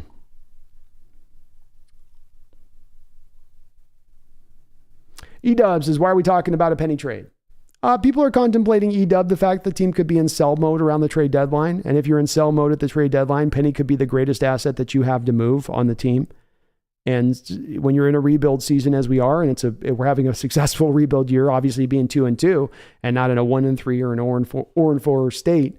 But E-Dub, if you arrive at the trade deadline and you are 2-4, 2-5, and you are looking like it's going to be long odds to get to the playoffs, knowing he's going to be a free agent, there could be an intelligence behind moving off from him at that point. Green 80 says, I love what Miami's doing in the run game. Me too, man. They're looking outstanding. It's tough right now with Tua in their situation, though. Who dat? 1341. What's up, man? Who dat? Green 80 sending guys in motion one way and then running the opposite. It is a good way. Pre-snap motion is the way of the future, man. More pre-snap motion. Bash him. Another one. John says, for me to believe in Penny, he has to have a good game against a good defense. Has he went off on a good D yet? I guess not. I suppose not, as of yet. Jeff on Quack, you think we can trade for Lamar later in the season with our first-round pick and next year first? We have a lot of draft capital and we can pay him. You could do it, Jeff, and I do think he's on track at this point to be moved in a trade at one point or another. The problem that comes into play on this is having to give up the draft capital you have to give up for him, Jeff. Then you have to give him a contract. And not only are you going to have to give him a contract, it's going to be a contract up at the highest of heights. And he's going to want a lot of guaranteed money on that contract. That means there's going to be a lot of risk involved with a guy who's very likely to get worn down at a premature level at the quarterback position versus some of the other peers around him. I would be very hesitant for that reason. The team just moved on from Russell Wilson, Jeff, because they don't want to pay quarterback big money. That's one of the reasons they did it. I mean, the cementing factor to moving Russ was that his people told us that next year it's going to cost $60 million a year to keep Russ on the next new contract. And that was the final deciding factor of moving him. They don't want to get back into that same barrel once again. They want to avoid that. So I as much as Lamar would be fun, as much as I think it's a potentially in play for consideration, I think that ends up being the thing that ends up pushing it off the table, and fortunately or unfortunately. Ethan Tech World, what's up, man? Says hello. First of all, I'm now feeling excellent with more symptoms. I'm out of the isolation. Good to hear. Huge weekend. I'm really tempted to skip my class on Friday to watch the Mariners game. Well, I will be checking. I'll be running it live from my crow's nest, man. So you know I'll be there. Cody says, I'm talking 15 to 20 because of his age. Remember, he has not taken any damage being backup and not getting hit for years. He's better than Russ when we won the Super Bowl. So defense and run game.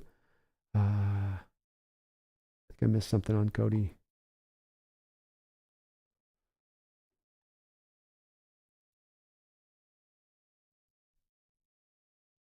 Yeah, I mean, Geno's looked good, Cody. Yeah, he's looked good. Let's give it a whole season, see where he's at for a full year. He has looked good, but that cost is the big thing for me, again, that comes back, and I think he's going to be paid more than I'm willing to pay, you know? Because Cody, again, I think the blueprint on this is trying to fit to what you did in 2012, which is build up the super team, then get the quarterback as the last functioning aspect to then put yourself up over the top. That seems to be the team showing you that's the signs of what they're looking to kind of do here on this next run. Francis Villoria says, who would you franchise tag this offseason? Francis, there's nobody that we have that I would franchise tag. I'm not franchise tagging a running back that's going to cost a lot of money to do so. You're not losing any other significant free agents this offseason. Cody Barton, yeah, I'm not franchising him. Gabe Jackson, I think, is a free agent after this year. I'm not franchising him. There's nobody on this roster even close to being franchised. Cody Webb says, okay, but bro, Russell sucking. If Geno is a top 5 quarterback at the end of the season, does your feeling change? It's a good question. He's 30 years old, Cody. I think some of this comes out of my feeling and the feeling that when I look at, and this is just me looking at this front office and trying to look at what they're doing and making an assessment of that, Cody. So I could be wrong, but I think part of what I do with this channel and part of what I try to do with this channel is not only tell you guys what I want to see personally as though I would run this, but also to try to give you guys a view of what I see with the front office doing, the signs they're showing you, right? Like we're trying to unravel a crime before us. So when I look at how the front office is unraveling this crime, or not a crime, the opposite, just this potential success before us, they're showing you the signs and bristling at the $60 million of Russ and some of the scuttlebutt that you've heard over the years of them having a big problem with paying quarterbacks that amount of money, where they really don't want to do it, Cody. I don't think that this is the formula that they want to operate out of. And I think they're fitting back to their designs. I think they feel like they went a little astray, that they got a little bit off the mark of how they were when they first walked in the door here that brought them that ultimate success. And they're trying to recreate those conditions for success now here, through here. And that doesn't include paying a quarterback big time money, in my opinion. Mumbles, is $5 million that much money for Geno if he continues to keep playing like this? $15 million versus $20 million? It's my mark. I mean, $15 million is the upper level spot, Mumbles, and it's an understanding you're probably paying him on a 3-year deal. So is it significant? $5 million a year can get me a player. I can get me above average player at a position on my team with $5 million. So it's not significant, but it's worth something. And it's on a 3-year deal. So we're talking about 3 years of that $5 million savings. We're talking $15 million over the course of that contract, probably. And yeah, that's enough for me because 15's my high water mark. I don't want to go past 15. I love what Geno's doing this year. And if he gets out to a top 5 state, that's great this season. But I'm still not sold into him being the big plan for us into the future. I think it's with the young quarterback on a rookie deal coming along that you work in that way.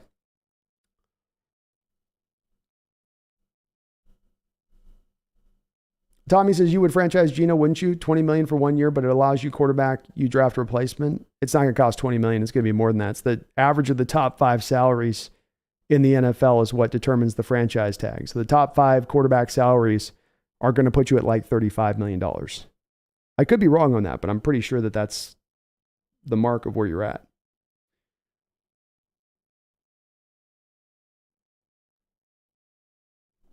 283 says Penny has basically had only the ACL tear. That's basically the only injury. That's why it's not the same as Carson, who there was a track record of him being majorly injured in a variety of different ways to a variety of different parts on his body going back to even high school. John says, is it out realm of a possibility someone would trade Geno if he balls out this year? If you tag and trade him, you're only on the hook for half the salary. Doubtful, John. Doubtful. I don't think anybody's given up any kind of capital, especially, John, because this is going to be such a deep draft for quarterbacks. I think that's going to hinder Geno's value to a degree, even in the free agent market once he reaches that, even if he has a great year.